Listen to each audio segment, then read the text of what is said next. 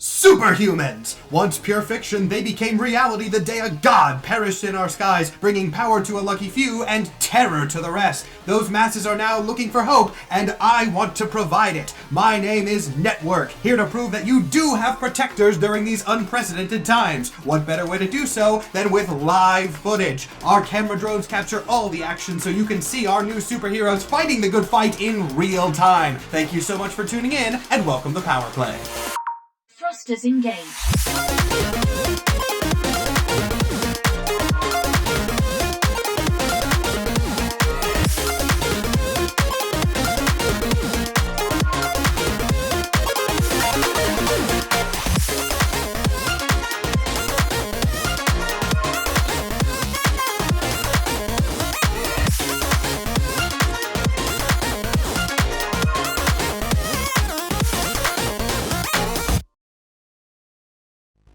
Ladies and gentlemen, we now return to the situation at the Space Needle, where a new villain going by the name Stormchaser has taken several hostages.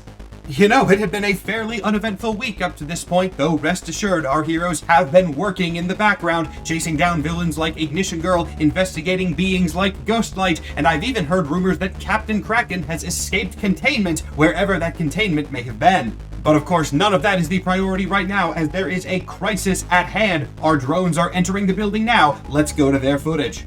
Maybe it's just something in the air, but I must be honest. I've got a bad feeling about today. We'll see if my intuition is correct. All right, welcome, ladies, gentlemen, and everyone else, to episode 5 of Power Play. I usually ask this, but I feel like it's a more charged statement than usual today. How's everyone feeling? Concern? Everything's cool. Nothing's happened yet. Well, technically, that's actually not true. Technically, That's super not true. I did say the words "take a powerful blow" at the end of last episode, so it has happened. We just have to figure out. Everything's fine currently. Everything's fine. Everything's fine until we're done with this intro. I am chilling in an Uber, listening to My Way by Frank Sinatra, and on my way. Well, you know, I will say... I am also in the Uber. I am also listening to My Way, but by Fred Durst. So You each have it your way, and it's fine. yeah. I am realizing now, I don't think we did this at the end of last episode, and I'm happy to stall, plus this is a good thing for you guys.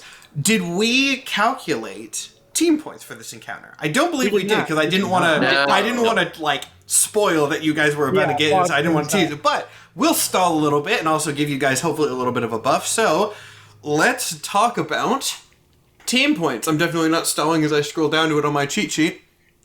There it is. Okay, so if the leader has influence over every team point, if the leader has influence over every teammate, add another team point. If we are still counting Network as the leader, I don't believe that that is the case.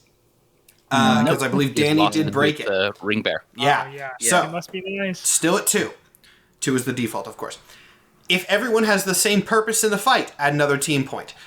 Purpose is just sort of, you don't know the situation yet, but we'll count take down the villain and save civilians. Right. I'll give you that one, so that's 3. If any team member mistrusts the leader or the team, remove a team point. That is definitely the case at this point, I believe, so knock that down to 2 again. And then, if the team is ill-prepared or off-balance, remove a team point. Now, that's an interesting one. Because... I'm not ill-prepared. Oh, I'm ill-prepared. That's... Never mind. Yeah, I think Network didn't tell us anything except to go there, and we arrived, like, way disjointed from one another. Mm-hmm. That's fair enough. Okay. So then you got to knock a team point down. So that is starting at 2, I believe? I'm at 1. Starting at 1. Starting at 1. Oh, no, you're right. I can't do basic math. I'm so out of 5e that I've forgotten how to do basic math. 1 team point. Man, I intended that as to be something a little more optimistic. And now I feel like that has been lost a little bit. 1 team point. Great. Stormchaser is here and already active. Let's follow up with what we did last week. I said everybody in this place, including the civilians, are taking powerful blows. It's now on you guys to roll that. Yep. Obviously, the civilians are not going to roll traditionally, but you get it. You get it. And we add our conditions because I'm currently very insecure right now. Yes. Which means I got a 6. I got a 4. Both misses. Okay. Wow. Nice. Now that actually worked out surprisingly well. To recap very quickly from last episode, where everybody is, like literally in physical space, before we get to the effects of this attack that has been dodged. This fight is taking place at the Space Needle, because this is a Seattle-based show. Of course we had to do something there against the villain Stormchaser. With their enhanced mobility powers, Goo Girl and Umbra were able to get to the top where Stormchaser is first, and Ringbear and TBD are currently arriving at the base because they don't have any sort of teleportation or like vertical mobility or anything like that. So they're going to have to get up to the top a little bit slower. But as, I believe, Goo Girl first went into the Space Needle to see what was going on, encountered Stormchaser, and he just sort of immediately let loose. You see the patterns on his body, the sort of radar colors, very quickly condense into his hands as they glow green, then yellow, then orange, and then a flash of bright red as he lashes out with 2 massive lightning bolts going directly for you. The lightning bolts, thankfully, go right to either side of you. Not because he missed, necessarily, but because you're made of goo, and you essentially just squish yourself a little bit as these 2 bolts arc directly where the sides of your body were. All the windows on this side of the place are immediately blown outwards. Umbra, as you're sort of peeking in from the top, I believe that's where you are, you miraculously are able to react fast enough that you pull yourself back up and are able to avoid the large flash of light that also comes along with Stormchaser's abilities, which I'm sure is going to be an issue for you going forward.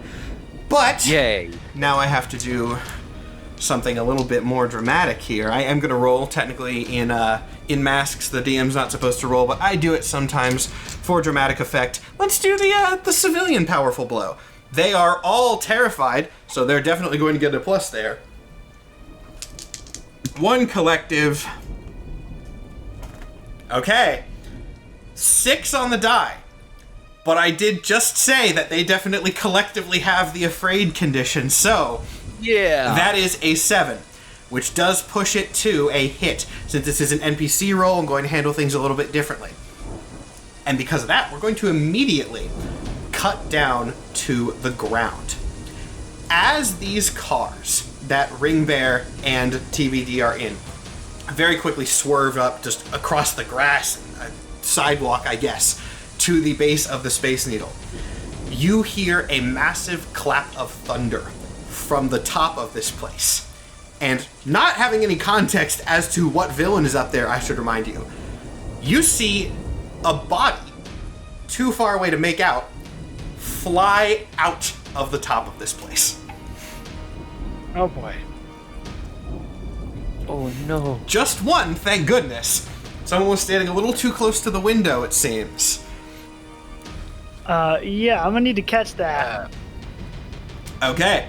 Now, both of you are going for it, I would assume. There's only one person, luckily. Do I want to give you sort of a... No, you only have 1 team point. I'm not going to give you any free team points for this. You got 1, you have 1. But I will allow you both to roll independently defend someone checks. And you will see, hopefully one of you is able to catch here. Defend someone. I think that's probably the most fitting check. Not necessarily a 1-to-1, but what else is it going to be? Good opening roll for me. If you both hit, I'll just say whoever got higher is the one that catches. I was lying. Yeah, I'm being facetious. I'm just checking what stat I actually add to see what it can do. I missed, but I'm gonna use a beacon ability to re-roll that. And take the new roll. Probably wise. Man, wouldn't it be wild That is a if 10. someone... Oh, hey, all right, never mind, we're good. Ring Bear, you don't even have to roll if you want. If you want to try to steal the rescue and get higher than a 10. I got 6. So no. TBD. Yeah. You see this person falling. You don't know who they are. You don't know how exactly they got there. But you got a critical success, so you immediately feel your powers kick in. And actually, somewhat coincidentally, I think the best way to do this is to give you, very temporarily, similar powers to what happened up there. So, you basically have wind powers temporarily. And you are able to slow this person's descent with a crit. Again, there's not going to be any sort of damage to them. You slow them very nicely, and they make a gentle touchdown, not standing up. They're terrified. Their legs collapse the second they hit the ground as they just land there gasping. But with a crit, they are 100% unharmed. The fact that TBD can do, like, the bullshit, like, I'll just use the force, and then sometimes it might actually work is great. Oh, it's excellent. That person is safe. I run up and just make sure that they're good and everything, and if they are, I tell them to scram. Yeah. The guy kind of, like, slowly sort of uses you to pick himself up to his feet, and then, terrified, immediately runs off somewhere. But other than being clearly very shaken, he does not seem harmed. Cool. All right, Ring Bear, you got any bright ideas on how we get up there?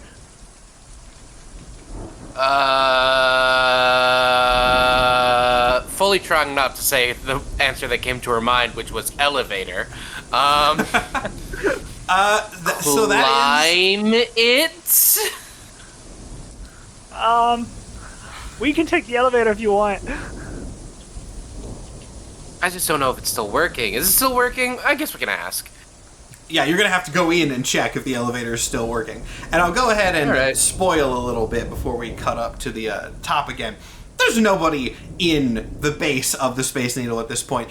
It did not take too long for the people who are in the base of the building to kind of figure out. Once they heard the thunderclap, I guess there's still people around, but hearing the explosion from up there, seeing the flash of light, and then seeing somebody fall and be caught by a superhero, yeah, people are starting to scatter out of the base of this area. But there's no reason to believe the elevator isn't working, so you can definitely try it. I'm not gonna lie, the elevator's probably gonna be faster than me busting out my... This thing is like a V10. I don't think, I do some bouldering, but I don't think there's enough handholds. Yeah. Yeah, no, we can't beat that. You don't reckon they have a staircase somewhere, do you? That's a you thing. I actually don't. All right, well, the elevator's working. We'll try the elevator. Click. Have stairs. Yes, it does have stairs. Oh. But the climb is 832 steps. We have a plan B. All right. I hope you got your cardio in. Yeah. Thankfully for you guys not having to climb what amounts to 98 flights of stairs, Woo. The elevator, amazingly and somewhat weirdly, is working. So you guys are able to get in there and start heading your way up to the top. And as we have the nice little shot of you guys just kind of standing in the elevator, slowly advancing upwards, let's cut back up to the top of the Space Needle where the action is currently going down. Google and Umbra Stormchaser has fortunately missed his first attack, so right now, you guys have initiative, so to speak. Okay. Yeah. Did we, presumably this person who fell out the window, we heard them screaming, right? Oh, yeah. You definitely would have seen or heard them, even if the shockwave kind of, dampened your hearing for a second. It would have been visible. Okay, Umbra's about to get irrationally angry. Well, actually, rationally angry, I think, given what he just saw. But I'd call it rational. He's about to get angry and do something rash, let's put it that way. But if Google who's in there wants to do something first, let's handle that. Are there other civilians up here? Oh, yeah. There's at least, I would say, a quick cursory glance. This is a fairly large area. It's not like one singular room. It's, the whole of the Space Needle up there. I'm sure somebody can look up blueprints or something of it. You can see, let's say, 8 people. And there are possibly more around. All right. I'm going to do something also extremely rash. Because I just, as far as I know, saw somebody fall to their death. and I'm gonna see if I can't use my goo powers to just grab all of the civilians and then jump out the fucking window, because I can grab onto things, and why not just get them the hell out of there? Hands. That is most certainly going to be an unleash your powers check. I kind of assumed that you figured that much, but yeah, that is definitely going to be a very risky unleash your powers check here. It's fine. What do I get when I add unleash your powers? I add Freak. I believe. Freak? That feels right. When I put on a flamboyant display of powers, I can roll superior because of time for a show. Does this count as flamboyant? I'm gonna say probably not. Because this is probably angry. just Like, going. I was gonna say, Yeah. I feel like flamboyant has the connotation of like something you're doing very intense, not like desperate. You know, this is a desperate. We need to get people out of there. Flamboyant is Yeah. like, I'm gonna try something. Though, for what it is worth, there are. Well, yeah, I'll describe that as things happen. Okay. So to grab everybody, that is a 5 and a 5 plus 1 freak is an 11. Okay. Wow. That is definitely going to be far more successful than I thought. A crit there was, I'm just going to go ahead and say needed. Oh. As you sort of re-expand, dodging these lightning bolts that Stormchaser has thrown at you, yeah, you're able to stretch your gooey form, extend out like venom, and just shoot all these sort of tendrils out. I want you to describe for everyone the shape that we're looking at now. Like, are you sort of like Katamari Damacy all these people into a ball? Are you like holding them? What's happening here?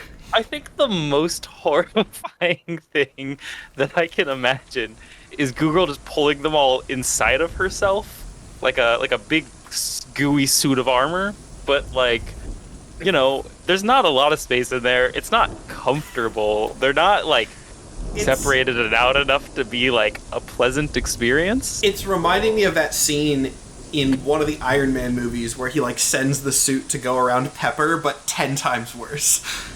Yeah, so much worse than that. Okay. And you've got them all. You will not. I'll go ahead and tell you will not be able to hold this for long. So. Oh yeah, I think the next thing I'm gonna do is try to like Spider-Man swing my way down this fucking building. Probably not as graceful. Probably not as good. Episode 5. Goo Girl tries the egg drop challenge. Actually, wait, hold on. I could be a non-Newtonian fluid, right? I could be like Oobleck. You could just drop me with everybody. That's not a good idea. I'm not. That's a terrible idea. I think the deceleration would still cause some damage. Oh, definitely. Maybe you can, like, a ball of slime just, like, roll down the side, like... Yeah, like sticking to the wall. That's kind of what I'm thinking. Like, I said Spider-Man climb, but it's not... I mean, she's not graceful. It's healing down the wall, I guess. So someone looks out the window and just like this blob of goo with people in it just go. That's such an image, but unfortunately, it's not going to get there that quickly because stretching out to grab 8 people at the same time definitely gives your opponent another chance to strike. So Stormchaser, who has still kind of been very what if casual, someone else was dropping into Stormchaser's field of view all of a sudden? All right, yeah, you know, okay. Here's how we'll do this. Stormchaser, who has just been sort of standing there with arms crossed after doing his lightning attack, watching this. You can't see, you know, the lightning bolt sort of eyes on his mask change a little bit to fit his expression, kind of like in Spider-Man cartoons. They shift form slightly. You can kind of see his eyebrow is sort of raising as he watches you do this wild thing. And as he reaches out a hand again, Umbra, what's your plan? Umbra, like, having realized this man has just thrown someone out of the window again, presumably to die, he's gonna mark angry, first of all, gonna very much lose his cool, and basically scream, like, "You heartless son of a..." And he's just gonna, like, basically go at him. Like, Okay. jump down through the window and just go at him. Like, with his fist. He's not trying to unleash his powers. Yeah, He's actually trying to punch him. That was going to be my question, is this directly engage or is this power? You could do either, but make me whichever you prefer, so directly engage. Directly engage it is. And that is an 8. An 8, alright, that is a success. You know how this works, pick one of the options. I'm creating an opportunity for my allies, specifically for Google, to get the civilians the hell out of there. Nice. Okay, perfect. So yeah, as Stormchaser raises up a hand to fire another bolt, you swing in from the other side, and this mass of shadow doesn't do any sort of cool shadow magic, just power slams him directly in the face. He obviously reels back from that. The lightning bolt goes wide. It does still fire off, but it does not hit anything. However, since it does fire off, that does cause a flash of light, which has you reel back from him, right? You're not going to take damage from that, but, like, he's not, on the ground tackled by you or anything. But it does do what it needed to do. Googirl, you are out of this place. If you are taking these people down slowly down the side, which I would recommend, that is going to take a little bit of time for what it is worth. So right now, Umbra is up there alone, and since everybody else is in transit up or down, actually, the elevators in the Space Needle do have clear windows. So we cut very briefly towards Ring Bear and TBD. You just hear like a very weird, the sound of something like slipping down glass, like in a cartoon, someone slams into a window and there's like that creaking sound. You hear that, and then just a mass of teal with a bunch of people, like a gelatin mold, kind of rolling down the window outside. Well, looks like you're not on civilian duty this time, TBD. I did not know she could do that. I assume it's a very recent development.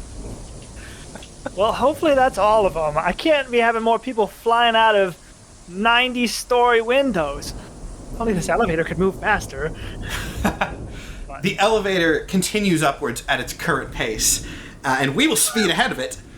Back to Stormchaser's assault.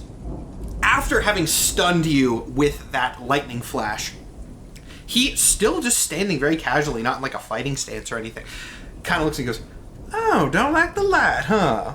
That's gonna make this pretty damn easy for me. Take a powerful blow." Damn. Absolutely. Damn. Just like that. That's a 3 on the dice. Oh my god, okay. I'm gonna let you describe how you dodge this, because I genuinely don't know how you would, so you're gonna get this one. Yeah, though, he's not even firing at you. He's just doing like a static discharge from everywhere. So as he kind of says, "Oh, this is gonna be easy for me," he does a little flourish, and these little arcs of lightning, like a Tesla coil, course out over the whole place, bathing the whole room in light. Yeah. Is there anything in this room? Like, is it just a big empty viewing platform, or is there like furniture and like stuff? There's some there's like some displays and stuff that you can definitely hide behind. There's not a lot, but it is not 100% empty. There are a couple things that would cast some minor shadows, but very small. Yeah, and basically it's gonna be like he starts doing that, and like Umbra's powers go like static with that, like they sort of flash, and he kind of gives and he manages like to just barely dive behind something that has a little bit of shadow. He's not completely fine, but he's not taking like direct damage from it immediately. Cool. Since you dodged that, it's up to you again. Yeah, is he maintaining that static, or is it like going away? He's maintaining it for now. He saw light was messing with you, so he is definitely going to maintain that currently. It is very funny, and good for the civilians, but it is very funny that we got such a hard counter to Umbra being dealt with by Umbra exclusively. Oh yes, and so Umbra is pissed off right now, so he's gonna do something very comic book-like, and he's gonna pull some powers out of his ass here, because I have been keeping track of something called the Doom Track. Don't worry about it, it's fine. But what happens with that Doom Track is every time I fill it, I gain a new power, which will have no consequences for me down the line. Don't worry about it. And I have gained a new power called Bolstered, which means I can use an adult move one time at the cost of advancing my Doom Track again. Oh, yes. Real quick rules thing for people who are learning masks with us. Adult moves, think of them as like leveled up versions of a move. It's something that you get for character progression, or in this case, when you can use them in special cases. Most of them correspond to an existing move, but are basically like an improved version. Think of a lot of the adult moves as like you've perfected something, so you essentially get level 2 of it with either better outcomes or like lower risk. I don't know which one exactly you're going to use, but that's essentially what an adult move is. Continue. Yeah, and so the 3 options that they are, like, first of all, I have to roll to see if this even works. That's an 8. Yes! Good. Killer rolls this episode. My God. On a hit, I can choose between 3 options: to take hold of something which is vulnerable to me. He's not vulnerable to me. That's definitely not going to work. Create something useful from my environment, or neutralize an opponent or threat, at least for now. I'm going to create something useful from my environment. I'm going to grab everything that is in this goddamn place, and I'm, like, with whatever little shadows I can muster, slam them all together and make a big shield in front of me that's able to cast some actual shadow. Okay, very cool. So out from this tiny little bench that you're hiding behind, these tendrils of shadow just lash out and form a gigantic barricade. From the other side of this, you cannot see Stormchaser anymore, but you hear him whistle. He goes, "Whoo!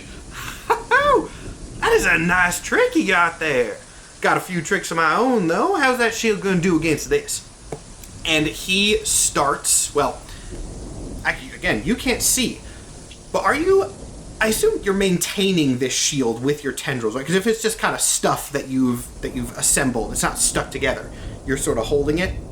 Yeah, like he's piling it all together in front of him, but he does have to like hold onto it a little bit to keep it cohesive.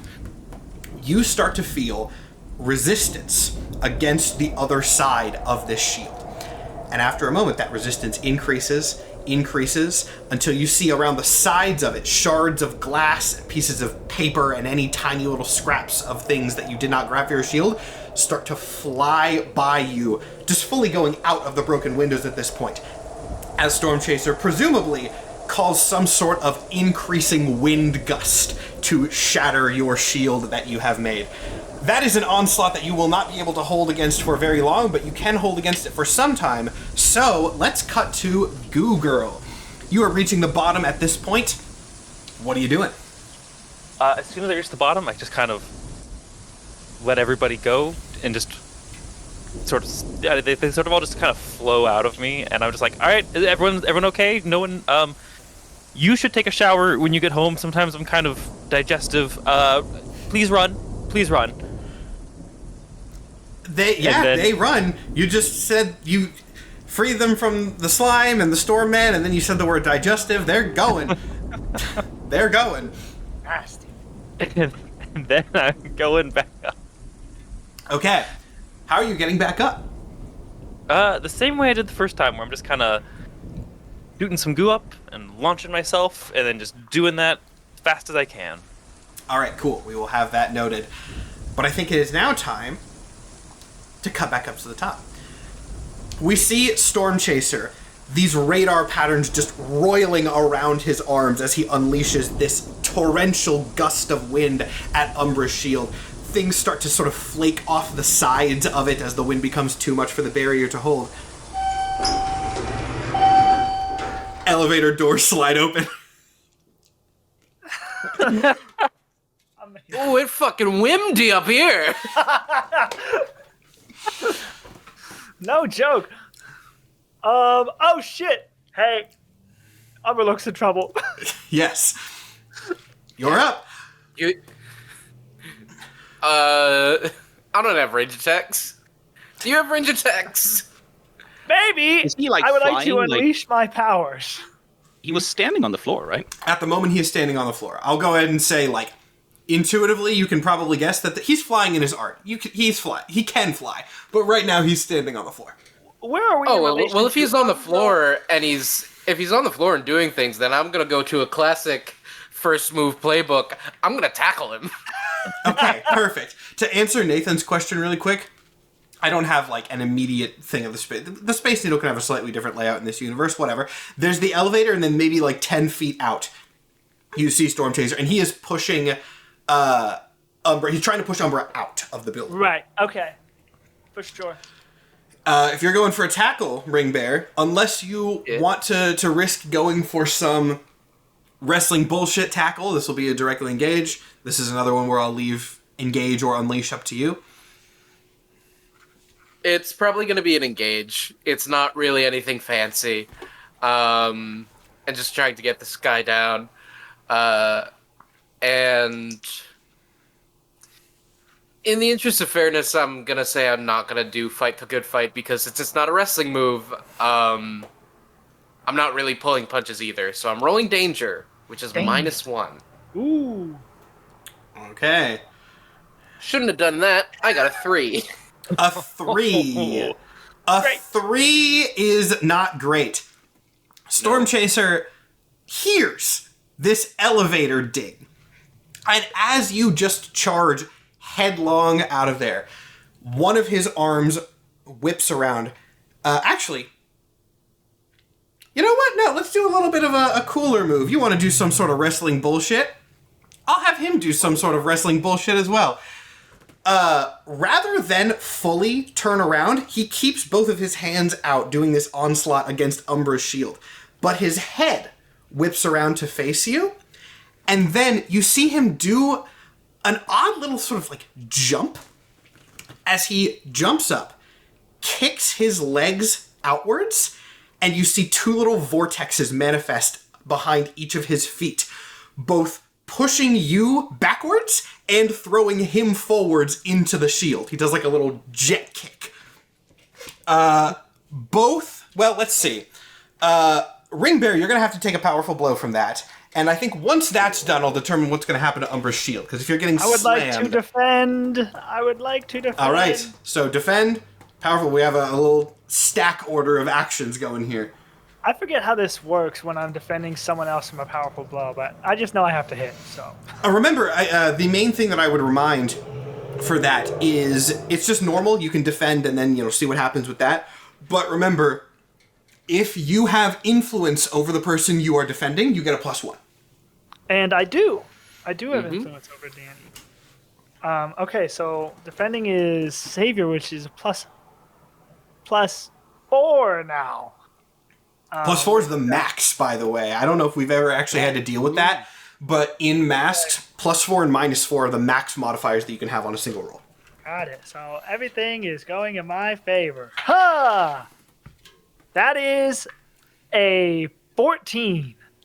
Dear Lord, this guy's supposed to be tough, and you guys are getting the most kick-ass rolls.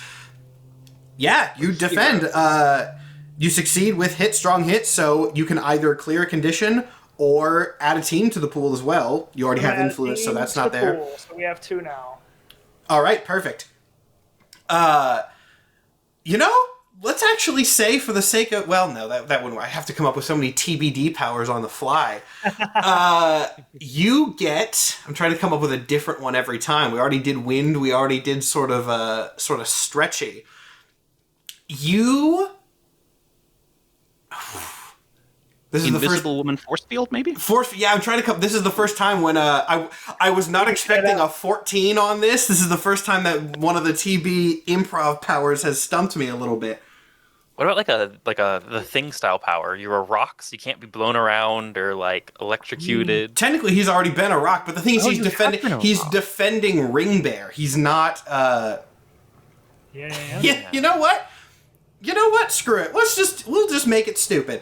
It kind of fits. It can be dumb. Ring Bear, as you try to charge in for this tackle, are blown backwards by Stormchaser's vortexes, flying and slamming right into TBD, who is behind you. But TBD, as Ring Bear slams into you, your skin becomes almost like elastic and rubbery and bouncy, and just boom, and you're back up. We'll do a sort of wrestling comparison too. Like you hit the ropes on a ring and just bounced right back into the fight. There we go. Nice. We got there. I like how I like to think literally TBD didn't do anything. He just went, okay. It works. If I am bouncing off the ropes, then my powers do dictate I keep running until I go for him again. Okay. but we have to do the attack on Umbra's shield first. So, I think this isn't necessary. You know, how about this? I can flex the rules a little bit here. Take a powerful blow, Umbra, but this is not for you. This is just to see if you can maintain your barrier. So you're not going to specifically take any damage from this. A hit here is breaking the barrier. That's a fair ruling. That's a 6! Can I add? No. That's good. That's good. Oh, okay. A powerful blow. So I keep getting, take a powerful blow, you want low. Yeah. Okay. So this works out perfectly. In fact, before I even describe the scene here, Ringbear, do you want to go in for another attack? I'd love to see what happens before Ringbear gets in for an attack, actually. I was just going to say, he slams forward, thinking that he's going to break Umbra's barrier, and doesn't. It is harder than it seems. So he just kind of slams into this barrier of furniture, and kind of starts crumpling to the ground a little bit, if you want to do like a follow-up hit. Oh, hell yes. We're going for another German suplex. All right. Running up from behind. Ringbear out of nowhere! From the top rope! My God! That man may or may not have a family, damn it! So yeah, and I guess we haven't really said this, but like, when I'm doing a wrestling move, are we doing, unleash your powers for every wrestling move? Because I think what we did in the past was, if it's a signature move with a name, it's unleash your powers. Yeah. And the other things were engage a threat. The logic, I think in this case, you are hitting somebody who is sort of already off balance, so you can do an engage for that if you would prefer. The unleash is if you're really trying to like screw with the physics of a situation. In this case, I think you can just do an engage, since it's that follow-up attack. Nice, and I'm gonna roll Savior for Fight the Good Fight, which will bring us to a 9. A 9, okay, yeah, that's gonna be a hit. Make your choice.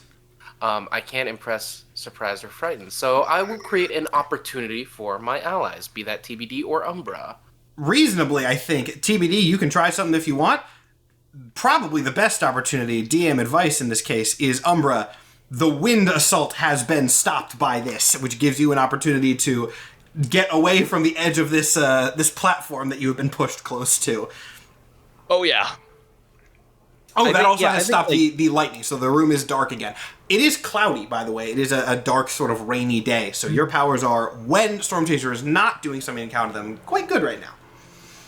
Okay. Then, like, in that case, like, so Ringbear has, like, suplexed this guy. Literally, like, slammed him into the floor. Yeah, but they're still basically occupying the same space, right? I would say, essentially, yeah, if we're going by sort of 5e logic, they're in the same sort of 5-foot square. Okay. Then, yeah, I think what Umbra is going to do is basically like grab the shield and push forward, sort of shoving both of them backwards. Okay, interesting. Are you shoving? He is angry, and he's. That was going to be sort of my follow-up. Are you shoving to where you're trying to do like a shield slam that would do damage, or just sort of a push? Good question, because I'm looking at, to clear a condition, you have to, let's see, the unhealthy response for anger hurt someone or break something important. So I think he's gonna, like, because he's angry, because he can't see what's happening, he doesn't know necessarily that Ringbear is there, he's just gonna shove, like a shield slam. Okay. In that case, we have something interesting, which is you're going to have to do, well, actually, you know what?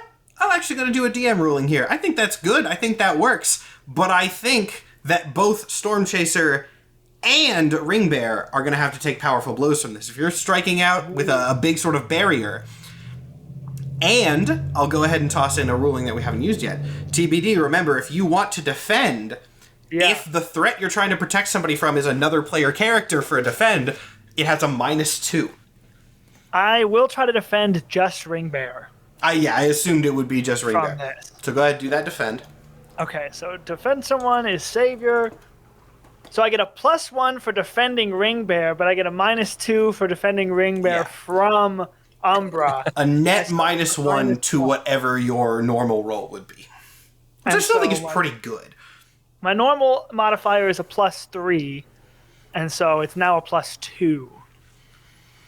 All right. Huh. I am going to beacon thing and reroll that. Because that was a 5. Ooh. Now let's try again. Wait, 5 with the modifier? Yeah, with the modifier. Okay. Uh-oh. That is an 11. Okay, that's a crit. Yeah, you can go ahead and add another team or condition. Clear. I will add to the team, add but a we now have condition. 3. Okay, perfect. So, we can actually, this is a quick enough sort of combination that I think we can just leave TBD's previous powers active, because they would also sort of work in this situation. As Umbra lashes out with all of the component things that made up this barrier, Stormchaser gets struck by several of them, but as Ringbear's about to get struck, TBD, you're able to dive in, and all the stuff just kind of bounces off of you. The powers still work. Googirl. Yeah, at this Umbra will point- be shouting something like, "Take this, you asshole!" Like, he's still clearly enraged by, he thinks this guy has killed someone. Googirl, at this point, you are arriving. I assume you're sort of going in through one of the open windows, but this is the scene that you see. I'll give you an action here before Stormchaser gets to do something. So I was hoping I could be a little sneakier, right? Like there's rain happening, there's stuff flying around, there's lightning. If I just kind of oozed onto the floor and didn't make a human shaped form, maybe Stormchaser wouldn't see me there. Maybe I could get real close. Maybe I could get around his feet next time he uses lightning. There is not a stealth check in this system, but since that's a specific enough thing, give me an unleash your powers. All right, that sounds good. Freak is a good roll to add to this anyway. Freak. That is a 6, so I don't think I'm as sneaky as I think I am. Yeah, a 6 is not going to work. And it actually does work pretty effectively for me, for my purposes. Here's a very weird question that I'm going to ask you, Googirl, before we get to the next question. When you are in a very non-humanoid form like this, how do you see? Like, what is your visual perception? So in my head, I've always been viewing it as like her eyes are still there, and she just sees from the 2 eyes kind of wherever they are. So if I'm oozing in, she's mostly looking up at the moment. All right, perfect. That's going to work really, really well for this, actually. Stormchaser, on the ground, kind of reeling from getting power slammed a couple times and then bombarded with debris, starts to sort of pick himself back up as he slid backwards, gasping a little bit. Okay, I thought this was going to be easy, but apparently y'all are going to make me work for it, huh? And before any of you can react, on the back of his form, you see some of the sort of radar energy flow towards the back. And suddenly, the room starts to fill with fog as a massive cloud starts emanating from the back of his head, sort of these tendrils of smoke coming out and filling the entire room. And then he just sort of starts backing away into that, laughing a little bit as the entire room is obscured. Googirl, you also just see this sort of cloudy fog bank roll in above you as everybody's vision is obscured. You don't know where he is. I'll give you a chance to react to that before... Oh, man. Yeah, so seeing is hard here, right? I think I'm going to do the dumbest thing I can think of, which is to just start gooing out in directions to see if I can't find and feel them. All right. What else is... I don't know. I'm goo. It's fine. What do I even roll for that? I won't even make you miss it. To just loud. expand, I'm not going to make you roll for that. Okay. I love when Google gooed out and then gooed all over the place. What is everybody else doing doing so well? now that visibility is obscured? I would like to, and I don't know if you're going to impose some disadvantage or what because of the situation, but I would like to make and assess the situation check. Go for it. Yeah, I won't make you sort of... I won't give you any disadvantage to this. Just know that whatever you see is likely going to be obscured visually in some sense. Yes. Roll superior, which makes this... Actually, that doesn't matter, because that makes it a 6. Yeah, fog. It's cloudy up here. Damn. Can't really see Can anything. I add a team point to that? Now, one of the stipulations of team points is that you do reasonably have to be able to assist. If you can make me a case of how you could help Ringbear see through the fog, sure, but I'm not sure how that would work. Not on a whim. I'd have to find a way to clear the smoke. Yeah, if you can pitch me an idea, go for it, but you're going to have to pitch me something. I will say, as you're doing this, and Umbra can have his reaction too, all of you get a quick patch in on your comms from Network, who very quickly clicks inwards, and frantic goes, "Hey, can you guys clear that fog? Cameras aren't going to be able to see much through that. I got some minor thermals, but that's really it." Well, I was thinking we could get a big fan, but I don't see one or anything. You have superpowers. Make something work. Yeah, Umbra, sort of seeing that he's actually hit Ringbear with this, he's sort of going to recoil a little bit. And I cleared angry, but I am actually going to replace that with afraid now, because he just saw himself hurt one of his teammates. Right. So he's sort of recoiling from that. He's not really paying attention to the situation, and if Stormchaser does something immediately now, he's going to get caught unawares by that. Got it. Because he's distracted. Can we see anything at all, like shapes of our allies or anything, or are we all just individually surrounded by this cloud? You can probably make out Umbra, because Umbra has very sort of strange lighting around him otherwise. I would also say maybe you could be able to make out Goo Girl for the same logic if Goo Girl was not currently 2D on the ground. So I think the only one that is immediately visible is Umbra. Okay. If you want to make an assess the situation check, that will also give Stormchaser an opportunity, but you can do that and maybe get more information. Am I able to tell if Umbra is tweaking right now? He did just kind of attack Ringbear accidentally. I'll leave that to Skyen to say how clear the body language would be. If you look at him, you can see that, normally his shadow suit is smooth, right? Maybe there's a little tendril sort of doing. Right now, his shadow suit is spiky. It's wigging out a little bit. It's sort of pulsating with little spikes that sort of pump up from almost like a heartbeat. So he's clearly not normal. You can't see a facial expression on him, but that's not what he usually looks like. I would like to attempt to comfort or support someone. All right. I'm just gonna shout out into the smoke. I can't see everyone, but I can see. I know what just happened. Umbra's a little reckless right now. Don't know where Goo Girl is. Don't know where Ringbear is. Don't know where the guy is.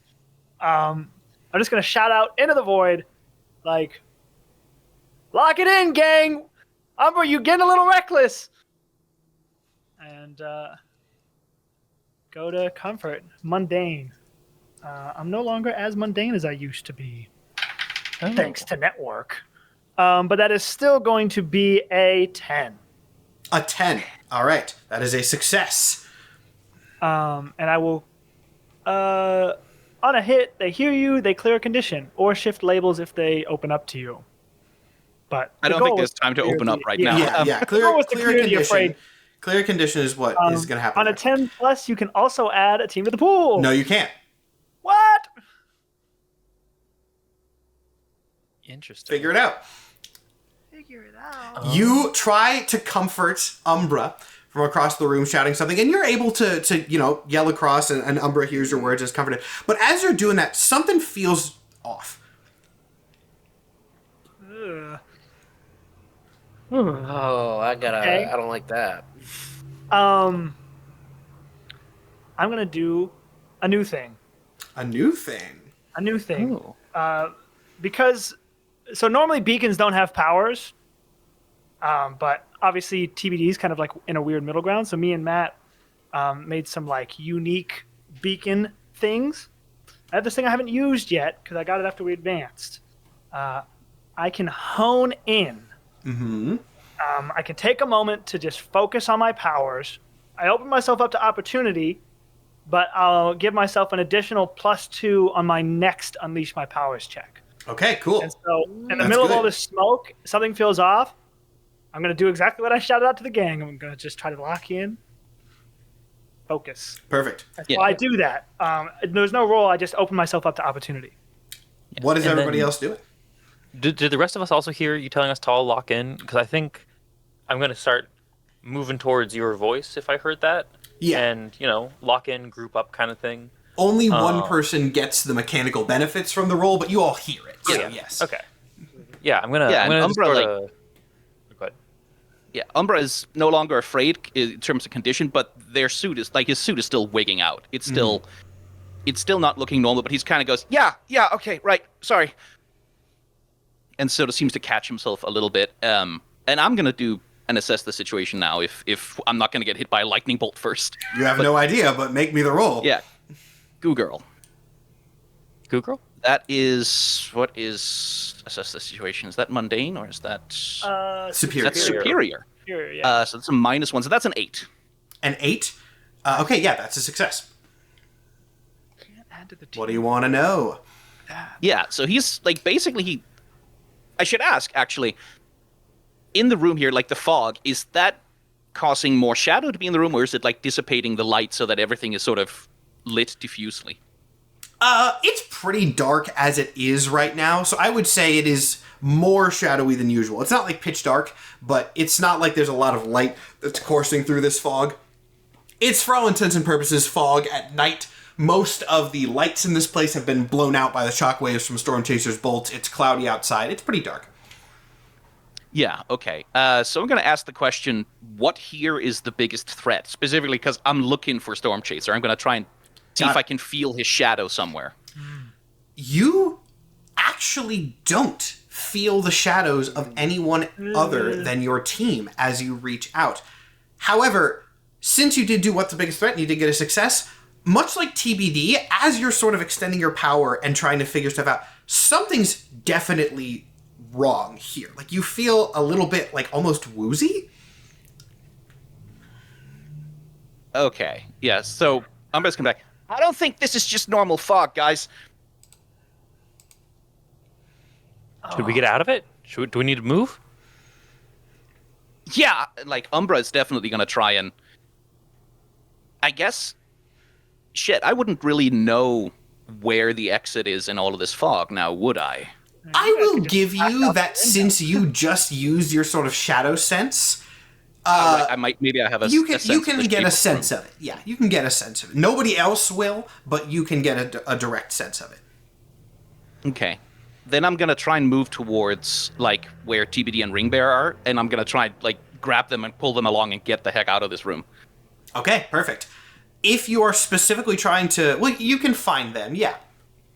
Ringbear and TBD, you guys see Umbra kind of... I mean, probably very scary since he's kind of losing control right now, but you see this spiky shadow form move towards you and immediately just reach out and grab you and start leading you out away from this area.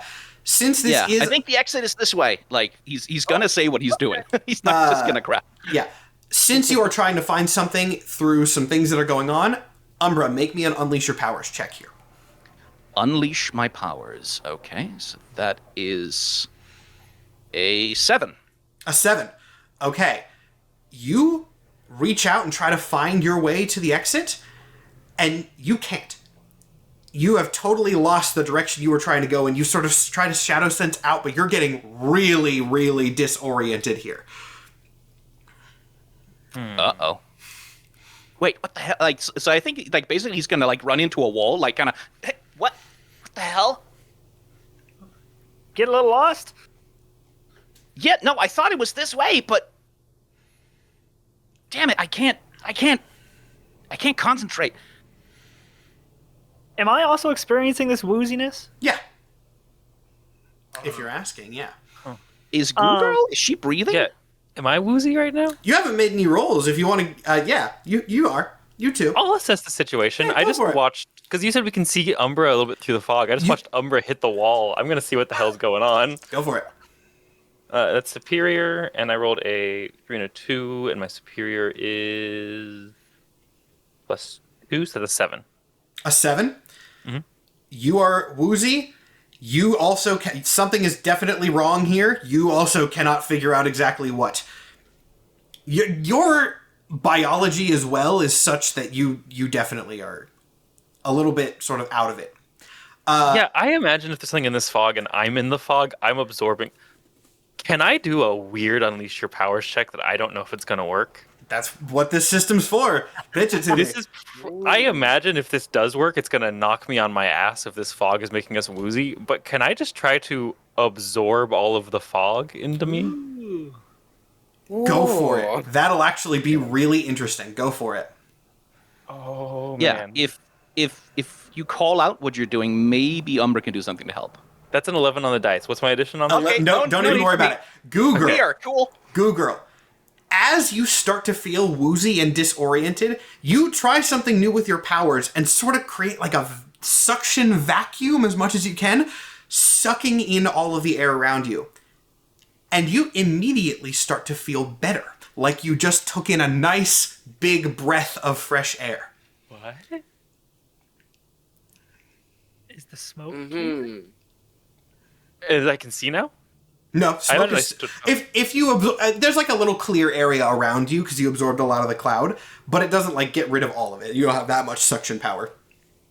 Can I ask a specific question that I think Tanny would just be tuned into? Yeah, sure. How's my breathing? Do I get the sense that, like, the air is getting incredibly thin? Danny, thinking about her experiences with athletics and breathing control and all that, it immediately clicks in your head that whatever Stormchaser is doing wherever he is, it seems that he has put you in this hard-to-see area and started lowering the air pressure. Symptoms of air not having enoughism is, he's taking his air thin, So we're gonna pass is out. what Danny probably... I would like to prevent that in some way. I don't know how. Give me an Unleash Your Powers to see what happens. Now's the You do get time. a bonus. I get an This is a additional plus TBD ass kind of situation. It'd be cool if I could, I don't know, bring the pressure up. So I normally have a -1 to freak, but thanks to honing in, I get an additional +2, so it makes it a +1. Because it goes from 0 then to 1. So here we go. Come on, baby. That is a 9. A 9, even with the minuses to all your rolls that you're getting from the suffocation you're experiencing, is still going to be a hit. And TBD, without a crit, you don't get the immediate sort of knowledge to use your powers, but you can kind of figure it out pretty effectively. As you feel your, like, chest and lungs just expand, and then you let out this massive exhale breath that somehow, miraculously, because your powers are essentially magic, fills the air around with enough oxygen and clears a tunnel through this fog you guys can see the window through. Amazing. Is that better? I tried to give us some more air. That's a lot better. Let's go that way. Let's get out. Let's get out of here. I think I can get the two non-mobile members of our team down the Space Needle, but it's not going to be pleasant. Okay. I'll take anything. Yeah, I think actually, as we get over to the window, Umbra's gonna grab TBD and try and bring him with him as he teleports down. Okay, interesting. And that is at least gonna be an Unleash Your Powers. It 'cause definitely that's- is. A difficult thing to do. Yeah, have you But- done this before, man? As you guys start running down, or running out to go down this tower, once again, in your comms, you hear Network kind of goes, "Hey, whoa, whoa, whoa, whoa, whoa, whoa, whoa! Are you guys leaving? Still stuff. Good job clearing that fog. Camera drones are moving in to get better shots now, but where are you going?" To breathe?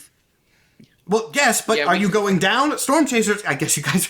That's on me. You guys wouldn't know this. Stormchaser's on the top. He went to the ceiling. He was just waiting you out. Oh, we'll go up then. Yeah, good. Could have told us that earlier. My bad. Sorry. This is a tense moment. And then his comms cut out. All right. Motherfucker. I don't think Umbra has a way to go up with his teleportation, though, because there's not going to be shadows up there for him to get to.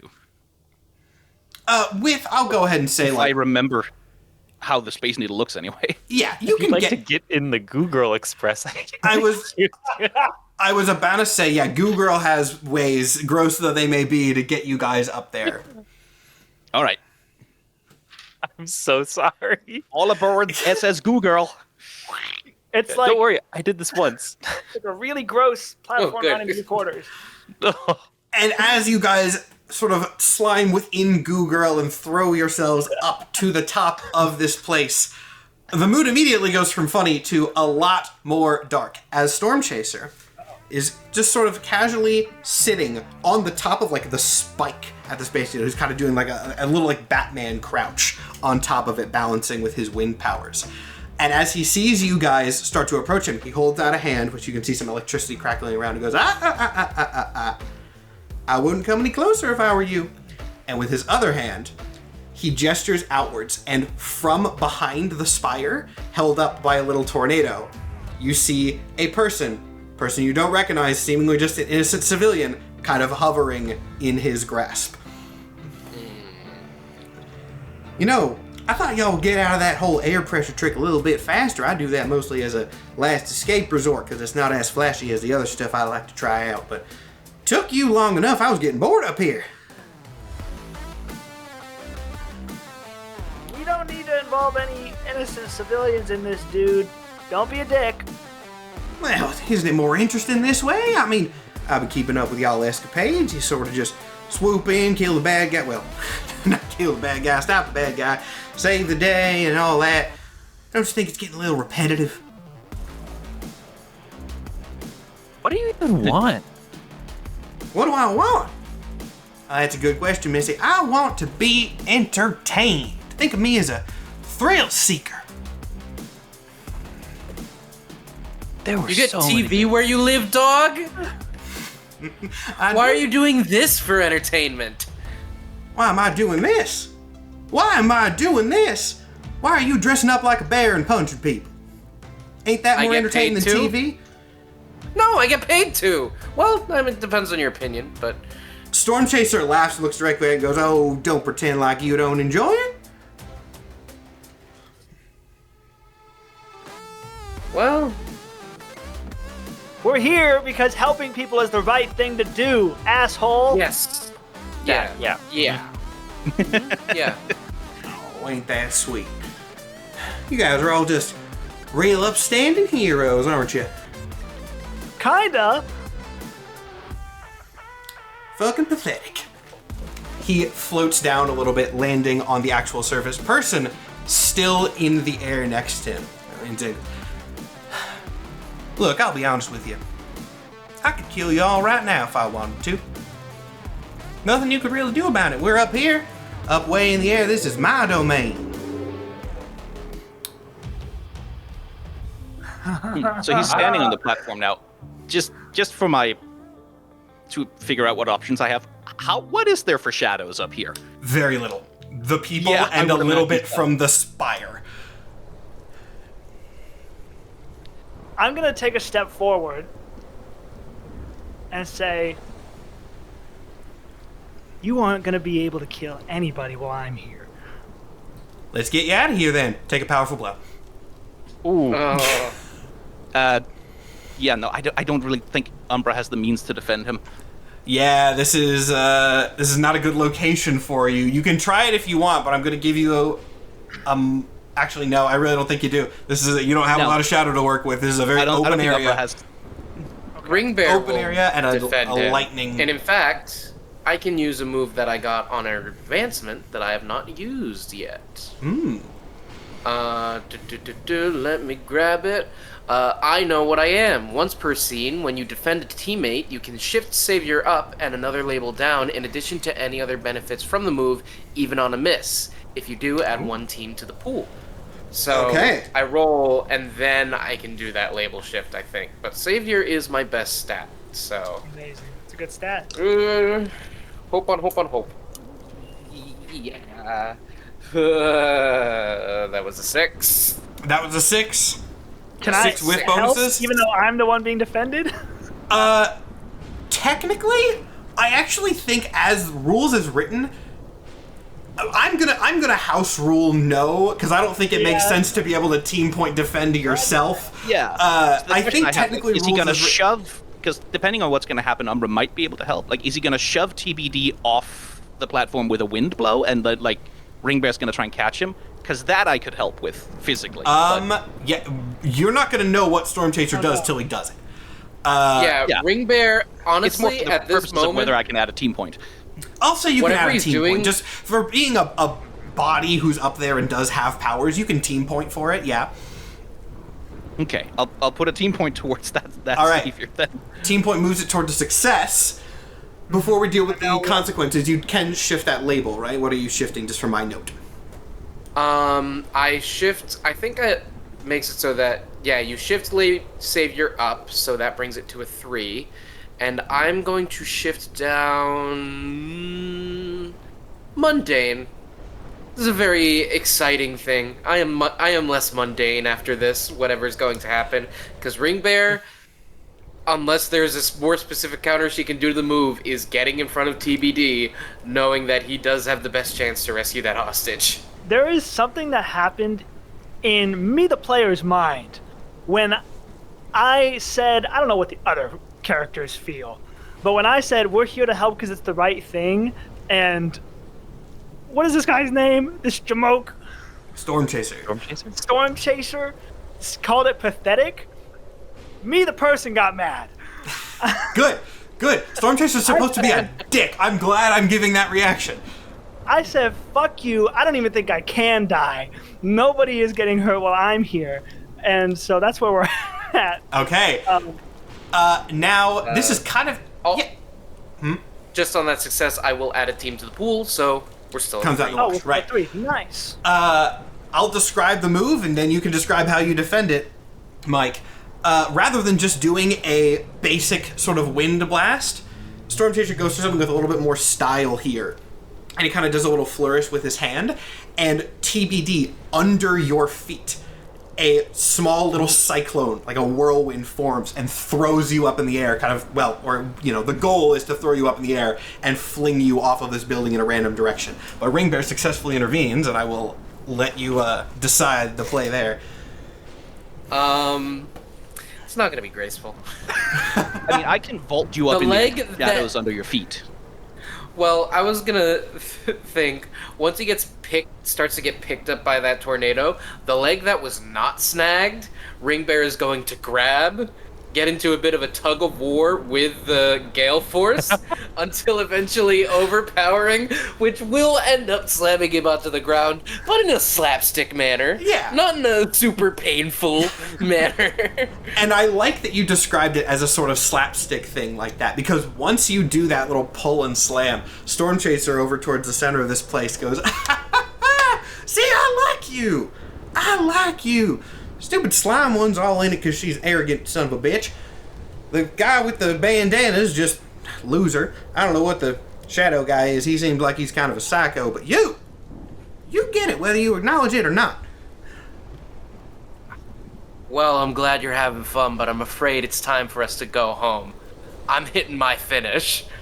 And feeling pretty good. Do I have a way to charge this guy, actually? Is he in charging distance? This is... I'm sure there's some good wrestling bullshit distance closer type move that you know. The move that you have, it's kind of the exact opposite of TBD, where when TBD uses powers I get to determine, I know very little about wrestling moves, so if you just sort of make one up and say it convincingly enough, I'll be like, sure, that sounds real.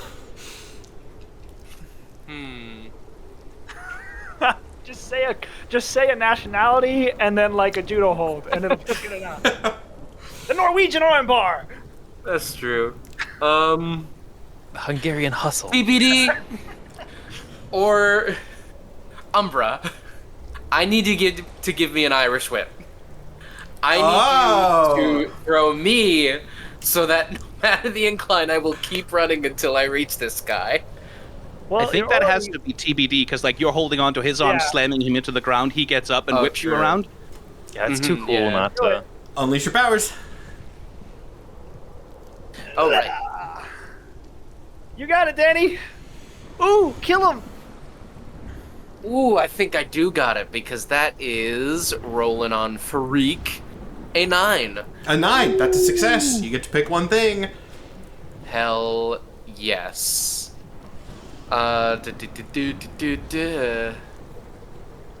Unleash powers.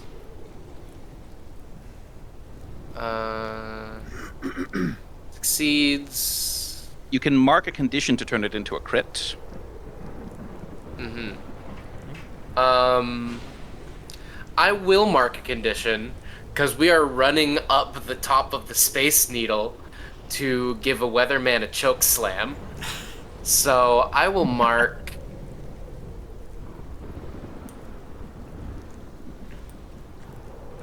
I think I can mark afraid. I think that's fair. All right. Put on a brave face for a lot of things, but I don't think Danny likes heights. Certainly not to this scale. So I imagine you're pretty laser focused on this right now. Describe the move you're going for. You hit it. You got the condition. Running up to him, really wholly banking on Stormchaser's hubris, being like, I want to see what you do. Danny is going to get up, grabs him by the neck, lifts him up, and slams him down for her finish, the jugular juggler. Excellent. So as you're running into Stormchaser here, you see his eyes widen a little bit as you run in, not in surprise or fear, but almost in anticipation. You get the sense that he, almost concerningly like you at this point, is kind of like, yes, things are getting good now. And as he raises up an arm to try and block you, you grab him by the neck and slam him into the ground successfully. You see his radar patterns sort of jaggedly shake and scatter a little bit as he gets slammed. But unfortunately, you're pretty laser focused on that right now. Everyone else, you see, as Stormchaser's eyes widen in this anticipation, so flippantly, like he's throwing away an empty soda can, he flicks the other hand, and just like dismissing the help, the person goes flying backwards. Can I grab TBD and just say, I'm launching you? And if TBD's okay with it, can I just fucking using the spire of the needle as my leverage point, just catapult TBD towards this person and hope for the best? If you weren't going to, I was going to jump off. So that is going to require 2 consecutive Unleash Your Powers checks, one from you and one from TBD. But you can definitely try it. All right. And we'll do them in order. So doing it for me here. I wish I didn't use 3 is 7 plus 1 is 8. 8? Okay, 8's a success.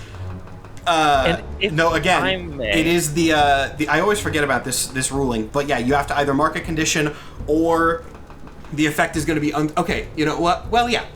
Do you want to mark a condition or do you want a unstable or temporary effect here? Hopeless, because this is all I can do, and if this doesn't work, then this person's dead. Got it. And I'm panicking. But I also would like to say that in a way I'm kind of aiding in TVD's Unleash of Powers, and maybe TVD can get a team point out of being thrown into a life or death situation.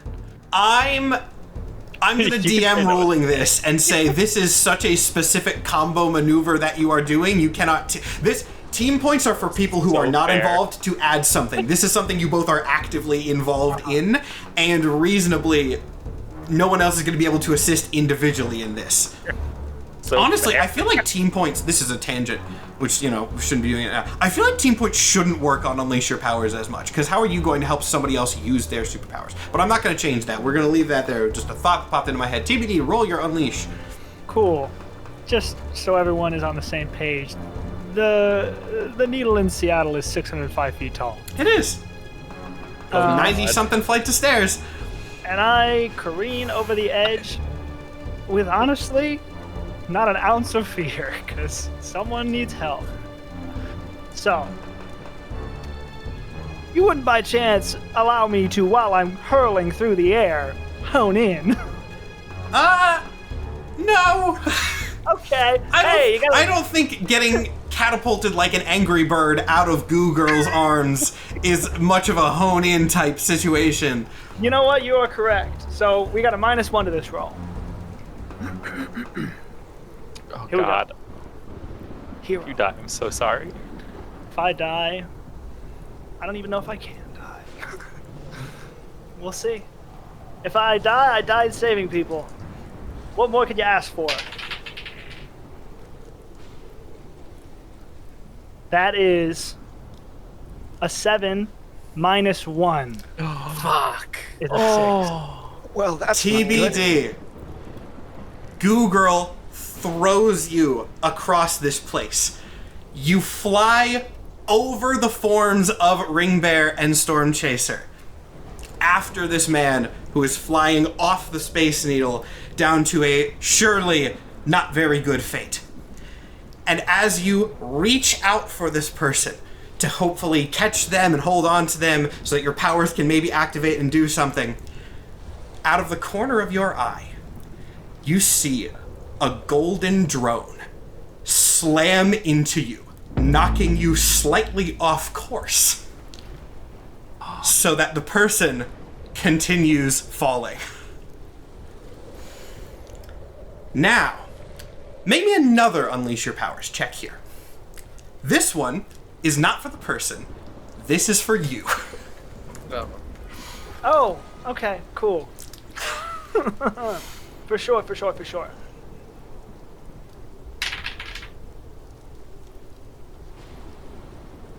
That is an 8. Okay. So, you know what? Let's handle the other side of this first. You guys don't see what happens at the base of this thing on the other side.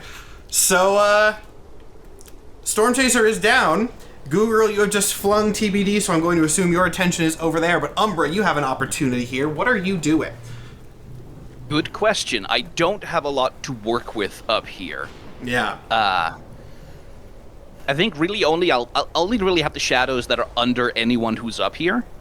So I don't think I could do much, but I am going to try and, like, whatever little tiny shadows are under under Ringbear and the Stormchaser, I'm gonna try and make manacles out of them and, like, hold his hands, like, fast, like, tie him down to the Space Needle.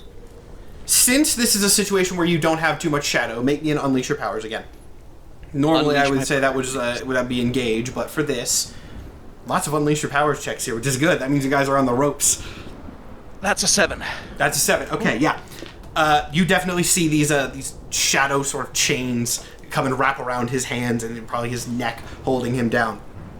Yeah, they're not going to hold for long, but, you know. Yeah. Ringbear, I would assume you have not even seen TBD and this other person go flying yet, so what are you doing? You see these shadow chains because they're right under you, but that's pretty much the only part of the situation you're immediately aware of. Are these shadow chains aren't chaining him to the ground, are they? I would think they are, because they're coming out of his own from shadow. his shadow in the ground. They're holding him down into the floor. Not the floor, I guess I should say. Yeah. Not the ground, if that was what you were meaning. But Well, little change, little improvisation, but let's give him a little something extra for the big match, huh? And she's going to shimmy up the titular needle. Reaching near the top, she's going to jump off and give him an elbow drop. I think that can be a directly engage. Shit. Give me an extra. You can have an extra +1 on this as well, since he is restrained.